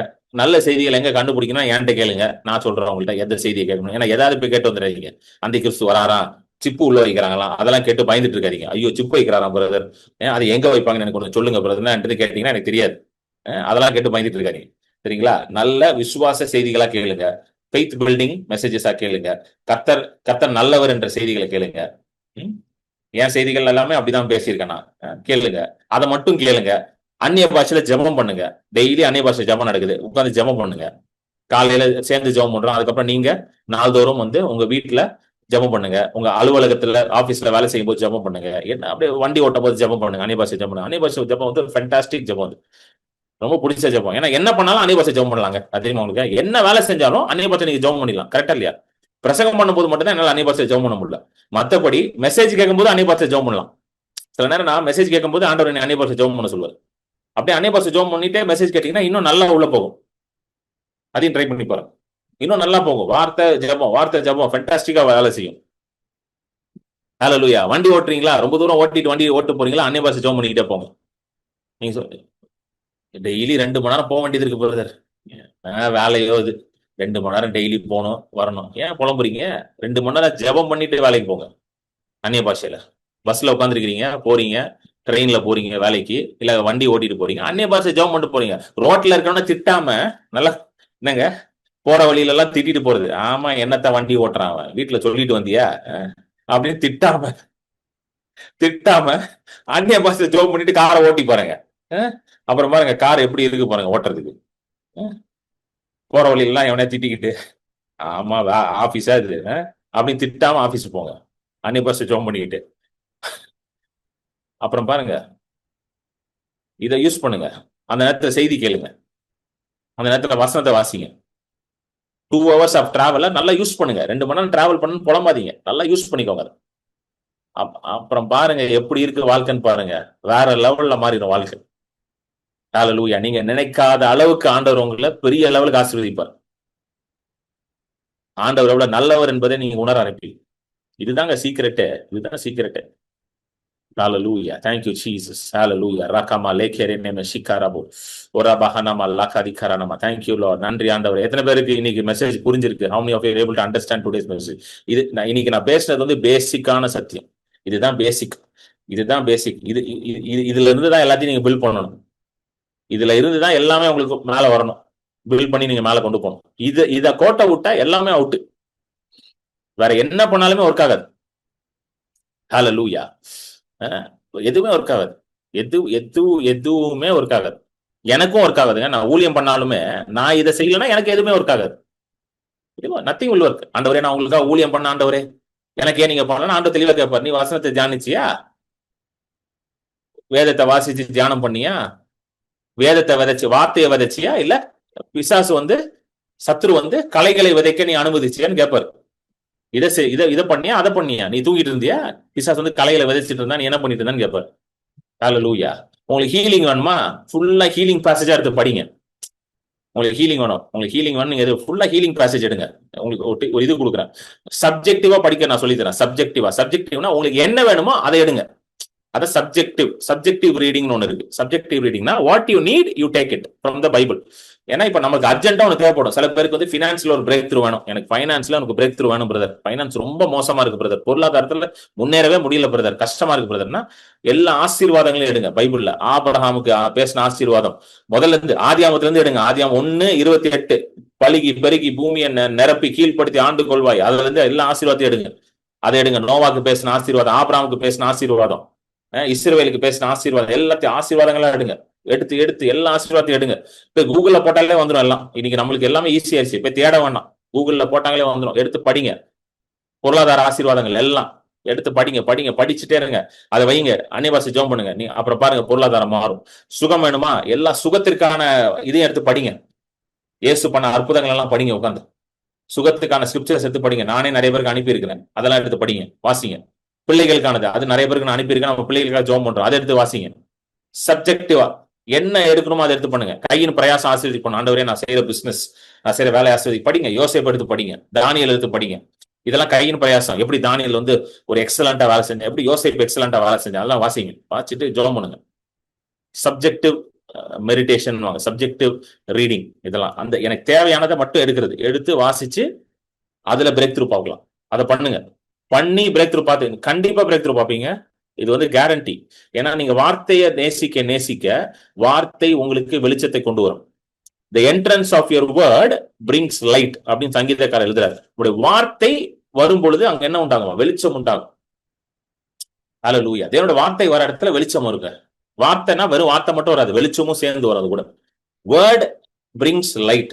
சோ எங்க இருள் இருக்கோ அங்க வார்த்தையை அனுப்புங்க. Where there is darkness in your life, send the word of God there. ஆட்டோமேட்டிக்கா லைட் வந்துடும். ஹல்லேலூயா, ஹல்லேலூயா, glory to God. Thank you Jesus. ஹல்லேலூயா. இதை செய்ய ஆரம்பிங்க. எத்தனை பேர் செய்ய போறீங்க? இதை இன்னையில இருந்து அதை செய்யுங்க. வேற எதுவும் பண்ணாதீங்க. மற்ற எல்லாத்தையும் தூக்கி குப்பையில போடுங்க. ஏதாவது உதவிச்சா சொல்லுங்க. ஏதாவது உதவிச்சா, Facebook உதவிச்சா, உருப்படாம போகுது. Facebook, Instagram, YouTube உருப்படா. ஒரு மனுஷனை எப்படிலாம் உருப்படாம ஆக்கணுமோ அது எல்லாம் இருக்குது நம்ம போன்ல. கரெக்டா? அது தவிர ஓடிடி வேற. அந்த இது ஓடிடி. சும்மா ஒரு இன்டர்நெட் கனெக்ஷன் எடுக்க முடியலங்க. ஒரு இன்டர்நெட் கனெக்ஷன் எடுத்தா வந்துடுறானுங்க. நீங்க எங்கிட்ட இன்டர்நெட் வாங்கினீங்கன்னா உங்களுக்கு 14 ஓடிடி ஃப்ரீயா கொடுப்போம். அதனாலதான் நான் ஒரு இன்டர்நெட் கனெக்ஷன் வச்சிருக்கேன். ஒரு ஓடிடியும் கொடுக்க மாட்டான். அது கூட வெறும் இன்டர்நெட் தான் கொடுப்பான். அதை தான் நான் வச்சிருக்கேன். ஏன்னா வேற எல்லா இன்டர்நெட் கனெக்ஷனும் வந்துடுறானுங்க. நீங்க எங்ககிட்ட இன்டர்நெட் வாங்கினீங்கன்னா 14 ஓடிடி கொடுப்போம். எதுக்கு? எல்லாத்தையும் பார்த்து உருப்படாம போறதுக்கா? 14 ஓடிடி பார்த்தா உருப்படா டோட்டலா அவுட் ஆக வேண்டியதான் வாழ்க்கையில. எல்லா குப்பையும் உள்ள வந்துடும். உலகத்துல இருக்க எல்லா குப்பையும் உள்ள வந்துடும். பாருங்க எப்படி பிசாசு வேலை செய்யறான் பாத்தீங்களா? ஒரு இன்டர்நெட் கனெக்ஷனுங்க. நார்மலா ஒரு இன்டர்நெட் கனெக்ஷன் எடுத்தா எல்லாத்தையும் கொடுக்கலாம் ஃப்ரீயா. அதை பார்த்துக்கோ, இதை பார்த்துக்கோ, அதை பார்த்துக்கோ. வெறும் 1000 ரூபாய் சார் அப்படின்றான். இப்படி சொல்றான். வெறும் 1200 rupees தான். எல்லாம் உங்களுக்கு கொடுத்துறான். எல்லாத்தையும் பார்த்துக்கோ. நம்மளுக்கு எப்படி இருக்கு? பரவாயில்லங்க, 1200 ரூபாய்க்கு எல்லாம் கொடுக்குறான். என்ன கொடுக்குறான்? குப்பையை கொடுக்குறான். என்ன கொடுக்குறான்? குப்பையை கொடுக்குறான். குப்பையை நம்ம என்ன பண்றோம்? காசு கொடுத்து வாங்கிட்டு இருக்கோம். கேட்டா ஃப்ரீ நினைச்சுக்கிட்டு இருக்கோம். அது ஃப்ரீ இல்ல. அதை அவன் வித்துட்டு இருக்கான் நம்ம கிட்ட. நமக்கே தெரியாம நம்ம கிட்ட வித்துட்டு இருக்கான். நம்ம நேரத்தை திருடிட்டு இருக்கான். இந்த Facebook, Instagram, YouTube எதுவுமே ஃப்ரீ கிடையாதுங்க. நம்ம நினைக்கிறோம் அதெல்லாம் ஃப்ரீ தானே பிரதர். அது ஃப்ரீ கிடையாது. உங்க நேரம் தான் அவனுக்கு பணம். யோர் டைம் இஸ் இஸ் மணி. அது தெரியுமா உங்களுக்கு? உங்க நேரம் தான் அவனுக்கு பணம். எவ்வளவுக்கு எவ்வளவு நீங்க நேரத்தை உள்ள போடுறீங்களோ அவ்வளவுக்கு அவ்வளவு எவனுக்கோ ஒருத்தனுக்கு வியூஸ் வருது. அவன் என்ன பண்ணிடுறான்? சம்பாதிச்சுட்டு போயிடான். கரெக்டா இல்லையா? எவனோ ஒருத்தன் எதையோ பண்றான்னு போய் பார்த்து அவனுக்கு வியூஸ் ஏறி உங்க நேரம் செலவாகி அவன் என்ன பண்ணிட்டு போயிடான்? சம்பாதிச்சிடான். இதுதான் நடக்குது. நல்லா கவனிச்சுக்கோங்க. Your time is the money for someone else. Your time is someone else is money. உங்க நேரம் இன்னொருத்தனுக்கு பணமா மாறிட்டு இருக்கு. உங்க நேரம் வேஸ்டா போகுது. நம்மளுடைய எல்லாமே வேஸ்டா போகுது. அதோட எனர்ஜி போகுது. எல்லாம் போகுது. எல்லாம் போகுது. சோ எல்லாத்தையும் தூக்கி போடுங்க. எல்லாத்தையும் தூக்கி வெளியே போடுங்க. எல்லாத்தையும் தூக்கி போட்டுட்டு ஆண்டவரே உம்மை மட்டுமே நான் தேர்ந்தெடுக்கிறேன்னு சொல்லுங்க. Lord I choose only you. Lord I choose only யூன்னு சொல்லுங்க. உம்மை மட்டுமே நான் தேர்ந்தெடுக்கிறேன். I choose only you. உங்களுடைய வார்த்தையை மட்டுமே நான் தேர்ந்தெடுக்கிறேன். ஹல்லேலூயா. Thank you Jesus. கர்த்தருக்காக காணிக்கை கொடுக்கிற நேரம். ஹல்லேலூயா. இந்த ஊழியத்தின் மூலம் ஆசீர்வதிக்கப்பட்டிருக்கிறீங்க. இந்த ஊழியத்தின் மூலமாக அநேகர் ஆசீர்வதிக்கப்படணும் நீங்க விரும்புறீங்க, விசுவாசிக்கிறீங்க. கர்த்தர் இந்த ஊழியத்தை அநேக இடங்களுக்கு இன்னும் அநேகருக்கு ஆசீர்வதிக்கணும்னு விரும்புறீங்கன்னா நீங்க இந்த ஊழியத்தோட ஒரு பங்குதாரராக you can support this ministry, you can partner with this ministry. So scan பண்ணீங்கன்னா கூகுள் பே, ஃபோன்பே, பேடிஎம் மூலமா நீங்க கொடுக்கலாம். இல்லைன்னா என் ஃபோன் நம்பர் இங்க இருக்கு 9884160264. இந்த நம்பர் வந்து என்னுடைய Google Pay number, UPI number. இதை வச்சு கொடுக்கலாம். இல்லைன்னா டைரக்டா பேங்க் அக்கௌண்ட்ல நீங்க டிரான்ஸ்ஃபர் பண்ணலாம். Bank account details, name Kiran Paul JJ, account number 021201584236, IFSC code ICIC 00000212, account type savings bank, ICICI bank limited, branch Chennai சாந்தம். ஆமென். ஸோ நீங்க கொடுக்கறது மூலமாக வேதமா தான் சொல்லுது. எல்லாமே வார்த்தையில சொல்றது தான். நம்ம வார்த்தையில என்ன சொல்லுது? கொடுக்கறது மூலமா தேவனை கனம் பண்றோம். when you give you honor the Lord. So கொடுக்கறதே கர்த்தரை கனம் பண்றதுதான். இதுதான் வேதத்துல சொல்லுது. ஸோ நம்ம கொடுக்கும் பொழுது அவரை கனம் பண்றோம். That is the only motive we are giving. நம்ம கொடுக்கறதுக்கு காரணம் அவரை கனம் பண்றோம். நம்ம கொடுக்கும் பொழுது கர்த்தருடைய வார்த்தை அநேக இடங்களுக்கு சுவிசேஷமாக போக நம்ம உதவி செய்கிறோம். ஆமென். ஹல்லேலூயா. ஸோ கர்த்தர் உங்களுடைய எல்லா தேவைகளையும் பிலிப்பியர் 4:19 படி எல்லா தேவைகளையும் அவருடைய மகிமையின் ஐஸ்வர்யத்தின்படி கிறிஸ்து இயேசுவின் மூலமாக சந்திப்பார் என்று உங்களை நான் ஆசீர்வதிக்கிறேன். நீங்க கொடுத்த பிறகு எனக்கு ஒரு வாட்ஸ்அப்ல அனுப்பிவிடுங்க. நான் உங்களுக்கு ஆஃபரிங் அனுப்பியிருக்கேன், அனுப்பிவிடுங்க. ஆமென். கர்த்தர் உங்களை ஆசீர்வதிப்பார். நீங்க கொடுக்குற ஒவ்வொருத்தரையும் ஹல்லேலூயா. நீங்க கொடுக்கறது வந்து என்ன சொல்றது, நீங்க ஒரு எவ்வளவு அமௌண்ட் கொடுக்குறீங்கன்னு முக்கியம். What ever you give, it is helping the ministry. ஏன்னா நிறைய இடங்களுக்கு டிராவல் பண்ணி போக வேண்டியது இருக்கு, நிறைய பேரை சந்திக்க வேண்டியது இருக்கு. அது எல்லாவற்றுக்கும் கர்த்தர் நீங்க கொடுக்குற அந்த காணிக்கை மிகவும் உதவியாக இருக்கிறது. So God will really bless you. ஹல்லேலூயா. கொடுக்குற ஒவ்வொருத்துக்காக நன்றி. அது மட்டும் இல்லாம நிறைய பேர் ஜெபிக்கிறீங்க, ஊழியத்துக்காக ஜெபிக்கிறீங்க, அதுக்காக நன்றி. தொடர்ந்து ஜெபித்துக் கொள்ளுங்க. ஹல்லேலூயா. எஸ்பெஷலி இந்த வீக்கெண்ட் வந்து டியூட்டிகோரின், திருநெல்வேலி, தூத்துக்குடி, திருநெல்வேலிக்கெல்லாம் போக வேண்டியது இருக்கு. ஸோ அதுக்காக ஜெபித்துக் கொள்ளுங்க.